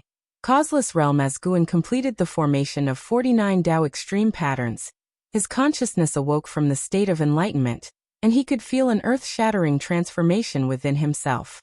He had transformed into a Tao Extreme Daoyuo Immortal. Within, the barrier was filled with the intense light of the great Tao, and outside, the dark celestial vault gleamed with purple-red iridescence, both bewitching and terrifying. Guan could sense that the number of cultivators alarmed by this exceeded 100,000, and it was still rising. Nearby, there were also a few Dao mountains where the presence of cultivators emerged, but compared to the endless Dao mountain, these figures were far less numerous than the number of Dao mountains. After attaining the Dao extreme Daoyuo immortal, Guan's divine sense also underwent a qualitative change. He could feel the end of the endless Dao mountain. At this moment, new Dao mountains were still forming on the fringes, continuously expanding this world. The distant end he could see was beyond the reach of even Miaojin Daoyuo immortal. And with the ongoing birth of Dao mountains, the name Endless Dao Mountain was truly deserving. Before his breakthrough, the speculation was correct. There indeed existed several Dao extreme Daoyuo immortals in the Endless Dao Mountain. Their Dao mountains stood as the tallest among them, while the Dao mountain beneath Guan's feet was like a small hill before Mt Tai in comparison. And the Dao intent contained in those massive Dao mountains was majestic. Even the most mediocre mortal spirit could ascend to immortality, while residing on such Dao mountains. Furthermore, Guan also felt various heavenly court destinies here, similar to the destinies of the celestial spirit god, and the 72 immortals of the Golden Cave, even possessing the destiny of a Dao extreme Daoyuo immortal. Guan had a sense of engaging with a high-level map, becoming even more interested in the endless Dao mountain. The breakthrough was not yet over. His cultivation level continued to rise, and the anomaly brought to the endless Dao mountain began to wane. The elusive Dao rules writhed like a startled swarm of dragons, and the terrifying might of the Dao caused the supposedly unshakable Dao mountains to tremble. Guan summoned his attribute panel to examine. During the breakthrough process, the lifespan barrier consumed 3 trillion years of lifespan, which was not a small number. Guan continued to invest his lifespan into his cultivation level. Any breakthrough was worth it. Soon, he once again seized the opportunity for a breakthrough. Consuming 800 million years of lifespan, he advanced to the mid-stage of the Dao extreme Daoyuo immortal realm. The Dao rules in the world once again raged violently, intertwining heavenly thunders that could destroy the great thousand world, shifting colors, magnificent, and mysterious. This beauty cannot mask their dangerous aura. From the early to mid-stage of a Dao extreme Daoyuo immortal, Guan didn't need to immerse himself in inheritance. He began to observe the endless Dao mountain. Attaining Dao extreme Daoyuo immortal, his ability of deduction also rapidly strengthened. He no longer needed to cast spells or use divine skills or the power of the great Dao. He only needed to think to reach the answer. His gaze swept across, and answers continuously emerged in his mind. The endless Dao mountain, a holy land of cultivation above all heavens. Almost every cultivator who comes here has a significant background. The reason why those figures were shrouded in mysterious black and gray auras was not of their own doing, but because of the protective power of the rules of the endless Dao mountain. As long as they stepped into this place, they would be enveloped by the power of the rules, preventing deduction. The endless Dao mountain is unowned, and immortal gods, human demons, and demon evils may all come to seek enlightenment. Combat is not allowed here. Even immortal gods must abide by the rules. Guan also found a place from where he could leave the endless Dao mountain. Different places lead to different cosmic planes, some emanating an aura making him wary to explore. He even suspected that a certain place might connect to the celestial court. Whatever he wanted to understand, he could get an answer, unless it involved a power higher than his own. This was no longer mere deduction but a higher tier power. A power that could only be unlocked by reaching Dao extreme Daoyuo immortal. Dao extreme Daoyuo immortal, nearly immortal, omniscient, and omnipotent, truly the pinnacle of the immortal Dao. While enjoying the improvement of his cultivation level, Guan's gaze swept over, gaining a deeper and deeper understanding of the endless Dao mountain. He decided to return and have a look sometime later. Although he could not yet determine how far the endless Dao mountain was from the celestial spirit great world, he could leave a mark and trace this realm from the celestial spirit great world. Time flowed swiftly. Those existing at the summit of the endless Dao mountain merely observed silently, with no one choosing to flee this world. Thus the endless Dao mountain did not descend into chaos, and no one arrived at the Dao mountain where Guan resided. Ultimately, by the time Guan reached the mid-stage of the Dao extreme Daoyuo immortal realm, no one invaded the Dao mountain where he was located. He looked at his attribute panel, 900 billion years of lifespan remained. He could not break through again. Guan took a deep breath, stood up, and chose to teleport back. Immediately after, he disappeared from where he stood. The anomaly of the endless Dao mountain had not yet completely dissipated, but the heavenly thunders in the sky gradually thinned, and the sound also diminished. At dusk, Taoist field of the beginningless. Guan leisurely continued along the mountain path. After half a day's search, his divine sense had locked onto the endless Dao mountain. When returning to the endless Dao mountain in the future, there is no need to use lifespan for breakthroughs again. Actually, while coming back, he could rely on himself to return. However, considering the presence of Dao Extreme Daoyuo Immortals and Heavenly Court Immortals at the endless Dao mountain, he decided to proceed with caution, using 10 billion years of lifespan to ensure safety.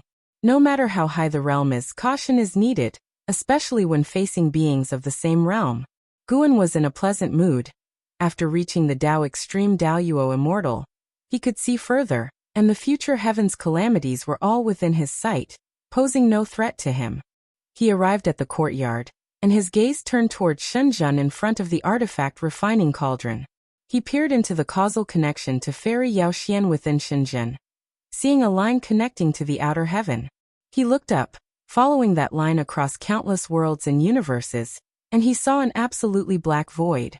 Fairy Yaoxian's soul was hidden in that void. Moreover, there were other souls there, countless in number, all of whom were exiled by the path of cause and effect. There were existences of all realms, even Daoyuo immortals, all immobilized and in slumber. Causeless realm. Gu An's mind received the name of that void, and his brows furrowed. He could feel the threat of the causeless realm, which harbored extremely terrifying power. Despite being a place of exile by the path of cause and effect, it seemed there existed a will in this realm capable of free action, more frightening than the Dao Extreme Daoyuo Immortals of the endless Dao Mountain. It seems rescuing Fairy Yaoxian is not yet possible. Guan silently withdrew his gaze, not in a hurry. Judging by Fairy Yaoxian's current state, she wasn't suffering. Her consciousness had already fallen asleep, losing the concept of time. As long as he saved her before her soul dissipated, it wouldn't matter how much time passed in between, making no difference to her. Shenzhen seemed to sense Gu An's gaze, turning her head to look. Sir the Ovalfire. Net website on Google to access chapters of novels early and in the highest quality. Upon seeing Guan, her expression changed slightly, and she appeared a bit dazed. Although Gu An's appearance, temperament, and aura hadn't changed in the slightest, her intuition told her he had grown stronger again. If you find any errors, ads pop up, ads redirect, broken links, non-standard content, etc., please let us know. Report so we can fix it as soon as possible.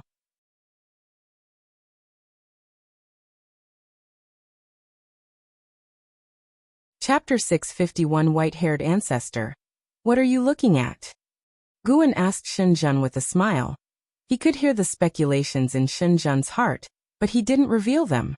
Even in front of Shenzhen, Guan wouldn't disclose his true strength. Shenzhen snapped back to reality and asked, "The Tianhong Emperor has left. Do you really think relying on him can save the world? These years, the human world has become increasingly chaotic, and she can also sense a mysterious force manipulating the lives of all beings in the shadows. Such a power must involve outer heaven. This is not the cause and effect that the Tianhong Emperor of Dao Void Profound Immortal Realm can conclude, even if he holds a Dao treasure." Guan moved a chair nearby closer to him with a wave, sat down, and said, "Don't underestimate his potential. He has the talent comparable to Tian Hao. Do you think he seems like an ordinary person? Does he also have an immortal god's background? Perhaps." Hearing this from Guan, Shenzhen could conclude that the Tianhong Emperor had an inseparable connection with the immortal gods. Click, click. The immortal gods are elusive and never to be seen. Yet near Guan, they seem not so extraordinary. Shenzhen looked at Guan by her side. Her eyes filled with a strange radiance. She was very curious about what role Guan played in the eyes of the immortal gods. Shenzhen jokingly asked, "With so many immortal gods appearing before you, the celestial court's target wouldn't be you, right? If one day, The Celestial Court invites you to join the immortal class. What would you choose? That would depend on what the immortal position is, Guan replied casually. Shenzhen's eyes smiled into crescent moons as she asked, what if they invited you to tend horses? She had initially reached out to Guan because she liked his books and continued to flip through The Investiture of the Gods, Journey to the West, and Supreme Immortal Venerable to this day. Guan threw Shenzhen a sidelong glance and said unkindly, you're so humorous. If that's the case, then I'll go tend the horses and bring you along to assist me. Sure. The horses in the heavens must be extraordinary, Shenzhen said excitedly, causing Guan to shake his head and laugh. The two plotted for some time about going to the Celestial Court to tend horses before they started talking about world affairs. Shenzhen was very curious about what the mysterious force causing chaos in the human world was. Guan didn't hide it and shared his discovery with her, hoping to increase her understanding of the Great Tao. Speaking of it, apart from an Xian, Guan also put great effort into nurturing Shenzhen. It wasn't because he was biased but because others hadn't reached the stage of enlightenment and were still in the low-level stage of practicing in retreat. Shenzhen was able to achieve her current accomplishments because she received the cause and effect of the Emperor of Eternal Life. Of course, this doesn't mean she was just lucky. After all, she regarded Guan as her only reliance, unlike the celestial demon child, who has a life and death relationship with Guan. She abandoned other connections to choose Guan, which is also the reason why the Emperor of Eternal Life chose her. Everything has cause and effect. Behind every coincidence is inevitability. That year, the human world faced a change because a once peerless prodigy from ages past was reborn. The Tianhong Emperor did not return to the Tao court but traveled the lands, suppressing evil forces everywhere. As the world's ruler, the Tao court also exerted efforts to quell chaos. Many prodigies emerged as saviors, the most renowned among them being the current chief disciple of the Tao court, Zhao Rushan.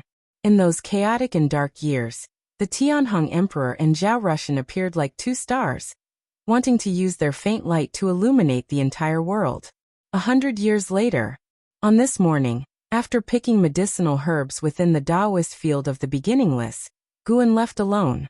As he walked through the woods outside the field, his figure suddenly vanished.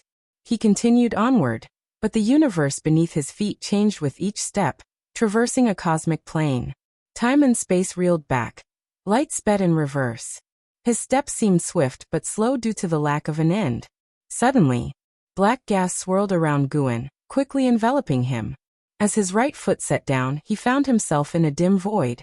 He halted and looked ahead, seeing an endless expanse of Tao mountains, all magnificent and impressive, towering like deities in the distance with divine might emanating boundlessly, full of oppressive force. Endless Tao mountains. Guan had just manifested but immediately felt the force of this place's rules surging toward him, seemingly wanting to cloak him in a layer preventing cause and effect analysis, yet he didn't hide his true form.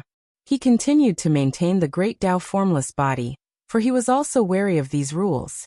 Once the force of the rules bound him, he felt his actions weren't restricted.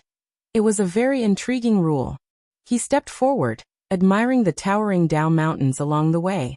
Sar the novel NT website on Google to access chapters of novels early and in the highest quality.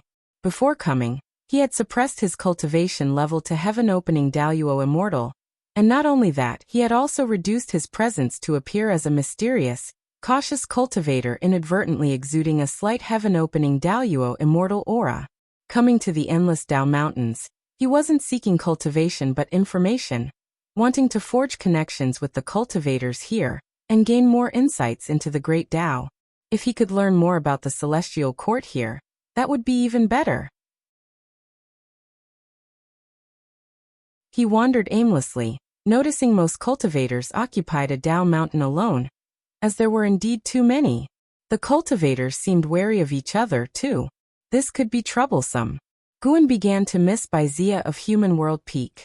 When he first ventured to outer heaven, he met the enthusiastic Baizia, who even introduced him to Human World Peak. Although Human World Peak hadn't greatly aided his cultivation, it did help him better understand the heavens and earth, which is why he had never severed ties with human world peak, cherishing these bonds. He continued roaming, waiting for an opportunity. During this time he also saw other figures entering endless Dao mountains, most having clear objectives flying swiftly. Guan spotted a figure that seemed as confused as him, moving slowly and constantly looking around. He hesitated for a moment, then cautiously flew over as if he was being careful. The other was also a heaven-opening Daoyuo immortal. Perhaps having some degree of confidence, they dared to wander like this. Guan previously saw a Taiching golden immortal enter, and immediately hide within a Dao mountain. This heaven-opening Daoyuo immortal had a slightly slender figure, resembling a Daoist, holding a horsetail whisk resembling a sword. Seeing Guan approaching, he stopped and turned to look at him. "Fellow Daoist, may I ask if this is the endless Dao mountains?" Guan asked, changing his voice. This is indeed the endless Dao mountains. Is it your first time here?" The other replied, their tone slightly cold. "Yes, I've heard the endless Dao mountains contain endless true meanings of the great Dao. My Dao practice has reached a bottleneck, so I wanted to give it a try. The great Dao aura here is indeed dense, even beyond my imagination, but it's different from what I expected." At the end of his sentence, Guan pretended to hesitate. "Didn't expect there to be so many people here, right?" The other chimed in. "Exactly." Guan's tone contained a hint of amazement. The other remarked, "Those who come here to cultivate are truly great powers from various realms. It only goes to show how vast the great Dao is, far beyond our imagination. I had some understanding of the endless Dao mountains before coming, but upon arrival, like you, I was astonished. My name is Hongya Zi, from the Misty Immortal Court. What's your name, and which sect do you hail from?" Misty Immortal Court? Guan didn't expect the first Daoyuo immortal he would meet to be from the Misty Immortal Court. He followed with, "My name is Menglang. When I attained Golden Immortal, my sect was destroyed, so I've been wandering without a sect for now." Upon hearing, Hongyazi said, "With your Dao practice, founding a sect wouldn't be difficult." Guan shook his head. "Forget it. Having a sect means having burdens. I prefer pursuing the great Dao freely and unfettered." "That's certainly reasonable," Hongyazi agreed, seemingly deep in thought before falling silent. Guan pondered on how to further the relationship. "Fellow Daoist Meng, since you're also new here, I assume you don't know where to head next. Why not join me to listen to a true immortal's lecture?" Hongyazi invited. Guan was flattered and hesitantly asked, "I follow you? Is that suitable?" Hongyazi reassured, "Don't worry, I don't have any connection with that true immortal. Their lectures aren't private. Anyone can attend and listen." "May I ask the name of the true immortal?" "He is revered as the white-haired ancestor, a highly respected immortal god of the celestial court. If you find any errors, ads pop up, ads redirect, broken links, non-standard content, etc., please let us know report so we can fix it as soon as possible."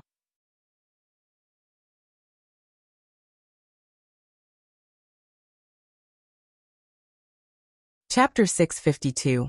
Preaching. The incomparable Liya of today and the past. The dojo of the white-haired ancestor is situated on the endless Dao mountain. Led by Hongyazi, the two soon reached the Dao mountain where teachings were held. The height of this Dao mountain ranked among the top 10, and there was an abundance of powerful presences on the mountain. They flew to a mid-mountain location where a sprawling open-air palace had been constructed. On the palace, there were thousands of mats, and already dozens of figures had gathered here. These figures were shrouded in the aura of rules, their true forms not revealed. Hongyazi was familiar with some of them and introduced Guan to these individuals of great power. The atmosphere was quite congenial, and the conversation was enjoyable. Among those who came to listen to the teachings were also Taiching golden immortals, who dared not intrude on the conversations of the Daoyuo immortals, and stayed at a distance. As Guan conversed with other Daoyuo immortals, he was also reflecting in his heart. Indeed, no matter where you go, there will always be hierarchy. In any great thousand world, a Taiching golden immortal would be an unimaginable powerhouse. Yet here, they were all very constrained, lacking the demeanor of a supreme being. He only sighed briefly, not giving it much thought. Those he conversed with were heaven-opening Daoyuo immortals, while afar, there was a Miaozhen Daoyuo immortal whom no one dared disturb.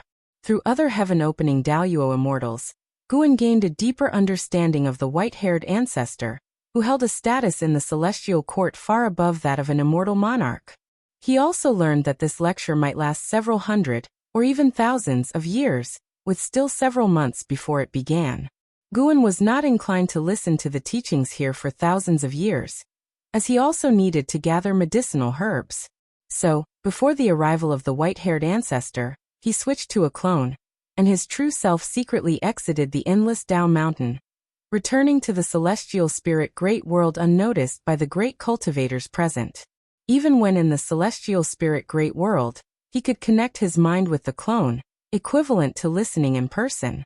Such a method probably didn't count as disrespect, and he thought that other listeners might not all be their true selves either. In the following times, more listeners continued to arrive.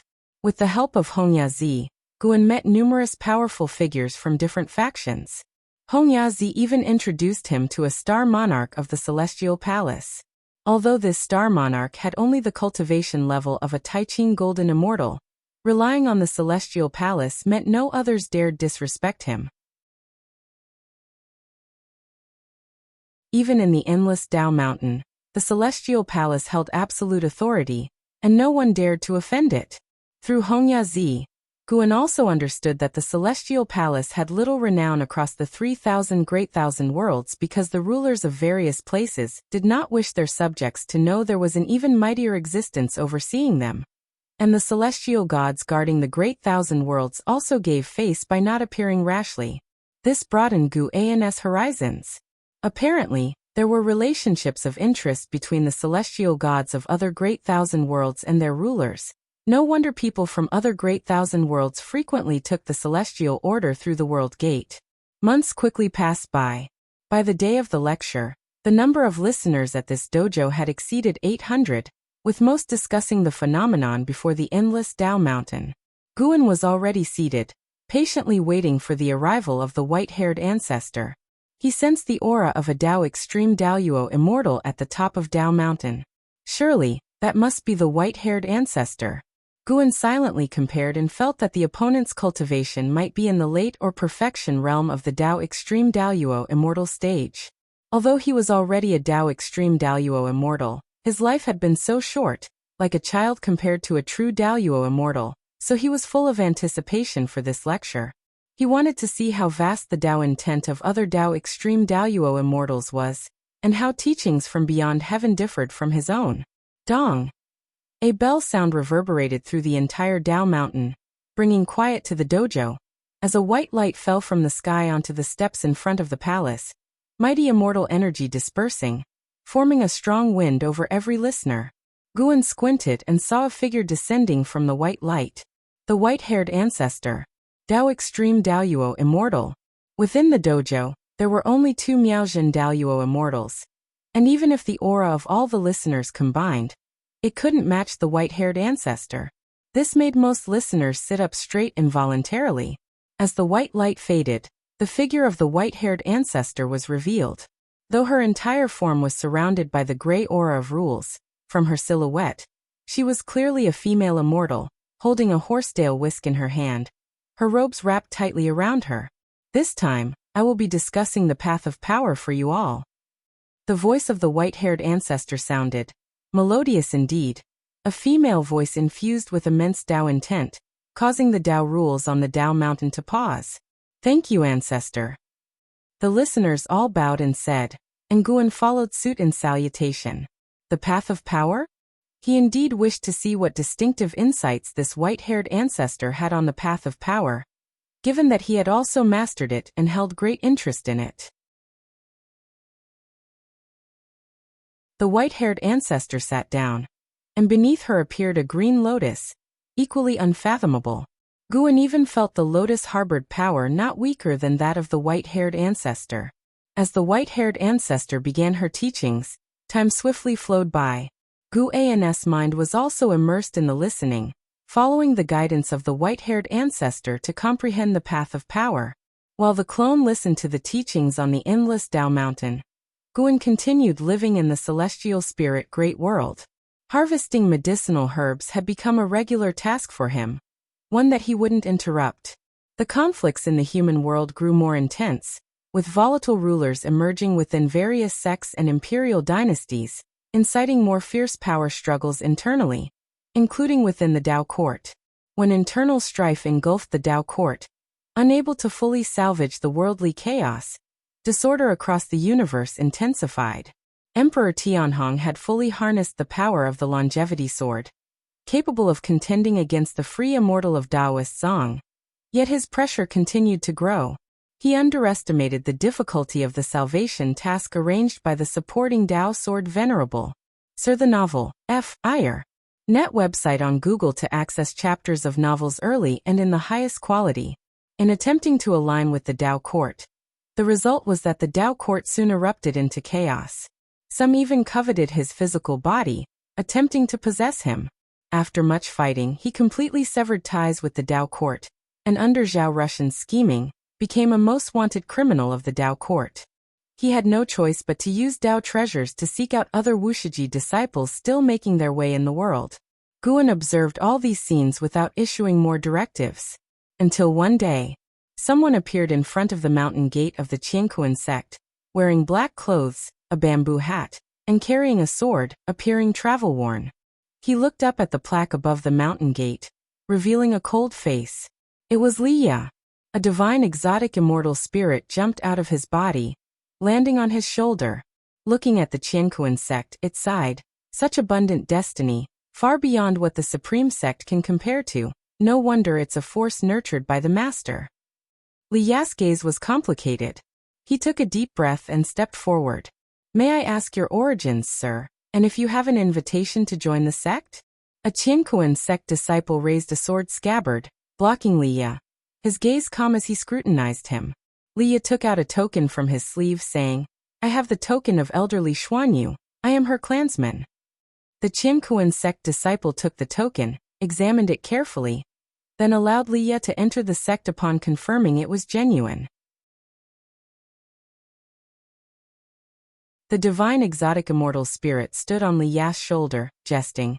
Even though you're already a divine immortal of wondrous dharma, these disciples still don't take you seriously. It seems your cultivation isn't enough yet. Liya snorted. Nowadays, geniuses keep emerging. What's my talent worth? Don't provoke me. I am no longer the hot-blooded Liya of old. The divine exotic immortal spirit covered its mouth and laughed, but didn't tease him further. If you find any errors, ads pop up, ads redirect, broken links, non-standard content, etc., please let us know. Report so we can fix it as soon as possible.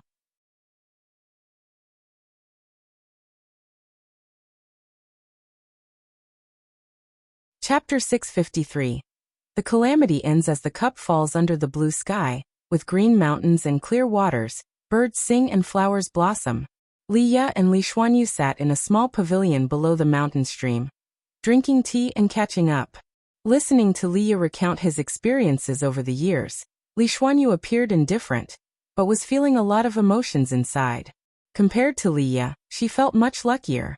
In order to become stronger, Liya had to roam around and seize opportunities, engaging in combat year after year, whereas she had no shortage of cultivation resources within the Qiankuan sect and faced no bottlenecks in practice. Regarding the absence of bottlenecks in her practice, she suspected that Guan was secretly helping her. Before meeting Guan, her comprehension wasn't as impressive. After finishing his legendary tales, Liya raised an eyebrow as he looked at Li Xuanyu and asked, Sister, how have you been these years? He was unaware of the emotions in Li Xuanyu's heart. He was still very proud of his own experiences, and although he wasn't listed among the prodigies, his reputation was not low, and it was all earned through his own efforts. Li Xuanyu didn't conceal her experiences, and began to recount how she was mainly advancing her status within the Qiankuan sect. In the end, Li Xuanyu sighed. Compared to you, my life is too plain. Liya was initially engrossed, but the more he listened, the more he felt something was off. With the assistance of the sect's great powers, she successfully crossed the tribulation and broke through to the heaven and earth flying immortal realm. Under the guidance of immortals, she achieved the Xiaoyao immortal realm. During the celestial tribulation when crossing the mysterious spiritual immortal realm, she almost perished, luckily aided by the Wuxia Dao treasure.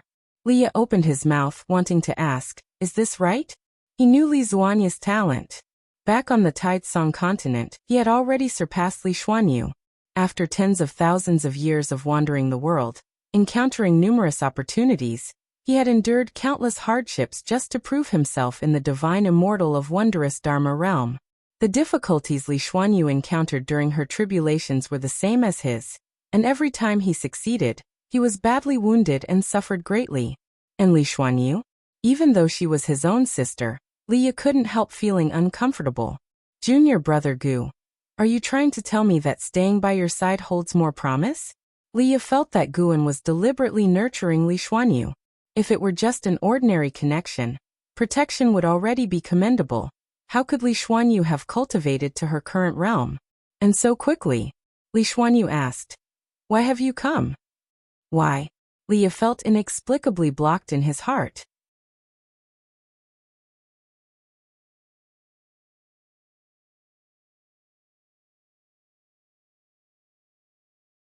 The lessons learned from blood will be left in history, for future generations to remember, thereby avoiding more disasters.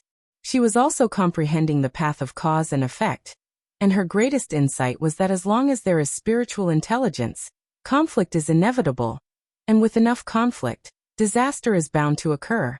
She believed that one must save oneself amidst disasters rather than seek assistance from strong entities outside the rules. Lately, there have been undercurrents surging within the Qiankuan sect, and the atmosphere has become increasingly severe. However, the higher-ups didn't want to ask for Wuxi's help, as that would appear incompetent. But Leah hesitated, having initially thought the matter would not be difficult for Guan, hence why he sought Guan out, only to be refused unexpectedly. Guan gently pushed his teacup towards Leah and said, "Does senior brother Li very much want to end this chaos?" Leah instinctively picked up the teapot and poured tea for Guan, then asked, "What do you mean just because I want it, it can happen? Since you came looking for me, how could I not fulfill your wish?" Guan said with great vigor. In front of others he would pretend to be a sage, but in front of Leah, he wanted to show off a bit. Leah was greatly surprised, but recalling Li Zuanya's words, he felt they made sense. Once this tribulation ends, what about the next? Would he have to seek out Guan every time? Leah furrowed his brow, hesitating. Would doing this deplete your cultivation level or bring you immense trouble? Guan lifted his teacup and emptied it again, then shook the cup at Leah and said, "This catastrophe may be unstoppable for the all-living beings under heaven, but for me, it's just like putting down this cup." As he finished speaking, he gently placed the teacup down. He looked at Leah and smiled. "See, isn't it done?" Leah was stunned. Li Zuanya's eyes also showed a look of confusion. Little did they know that the strange force enveloping the all-living beings under heaven dissipated in that instant, ceasing to exist. If you find any errors, ads pop up, ads redirect, broken links, non-standard content, etc., please let us know. Report so we can fix it as soon as possible.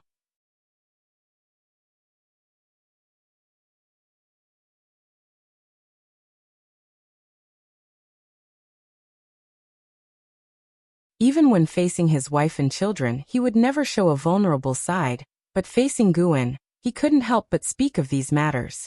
Guan listened attentively, occasionally teasing Leah, causing Leah's emotions to fluctuate. After staying at the Qiankuan sect for 2 days, Guan took Leah to Wuxia to see his dojo. Upon stepping into the dojo, Leah was awestruck by the spiritual energy present. Guan accompanied Leah on a stroll inside the dojo, where they encountered disciples cultivating. The dojo was vast, and the disciples preferred to cultivate alone in different spots. Upon seeing Guan's arrival, the disciples all paid their respects, and Guan introduced Leah to them. The disciples had an impression of Leah, having heard from an Xian that Leah was the person Guan cared about most. Leah could sense that each Wuxia disciple's cultivation level was not weaker than his own, and an Xian and the blood prison great saint gave him an overwhelming sense of pressure. However, Leah wasn't discouraged. believing it only natural to train alongside Guan. After staying at the Taoist field of the beginningless for 3 days, he bid farewell to Guan. Would you like to stay and cultivate? Guan asked with a smile. Liya shook his head and said, I've relied on you a lot already. To tell the truth, I still have the ambition to surpass you. Though cultivating by your side would be faster, it's impossible to surpass you, so I need to forge my own path, and my nature isn't suited to long-term seclusion. The world is vast, and my eyes have yet to fully take it in. After I've roamed across this world, I'll return to reminisce with you. At this, Liya became high-spirited. Guan greatly admired his ambition, and thus did not stop him. Besides, I need to see if you've truly resolved the catastrophe, Liya stated, staring intensely at Guan, as if challenging him. Guan laughed and said, I'm afraid these eyes of yours won't perceive if I've truly resolved it. Upon hearing this, Liya was instantly frustrated. The divine exotic immortal spirit popped out and said pitifully, Master, I want to stay. Liya immediately grabbed it, and with an awkward smile, said to Guan, It's speaking nonsense. The divine exotic immortal spirit widened its eyes, struggling hard. You two do match well. Guan shook his head and laughed. He could hear the thoughts of the divine exotic immortal spirit, knowing it was reluctant to leave Liya, and spoke out of disapproval of Liya's posturing. We're leaving now. Liya left this utterance, taking the divine exotic immortal spirit with him. Guan stood amid the woods, watching them leave, feeling quite amused by their banter. The power of divine exotic city was inferior to Tao treasure. Even if had given divine exotic city to Liya, he wouldn't have minded.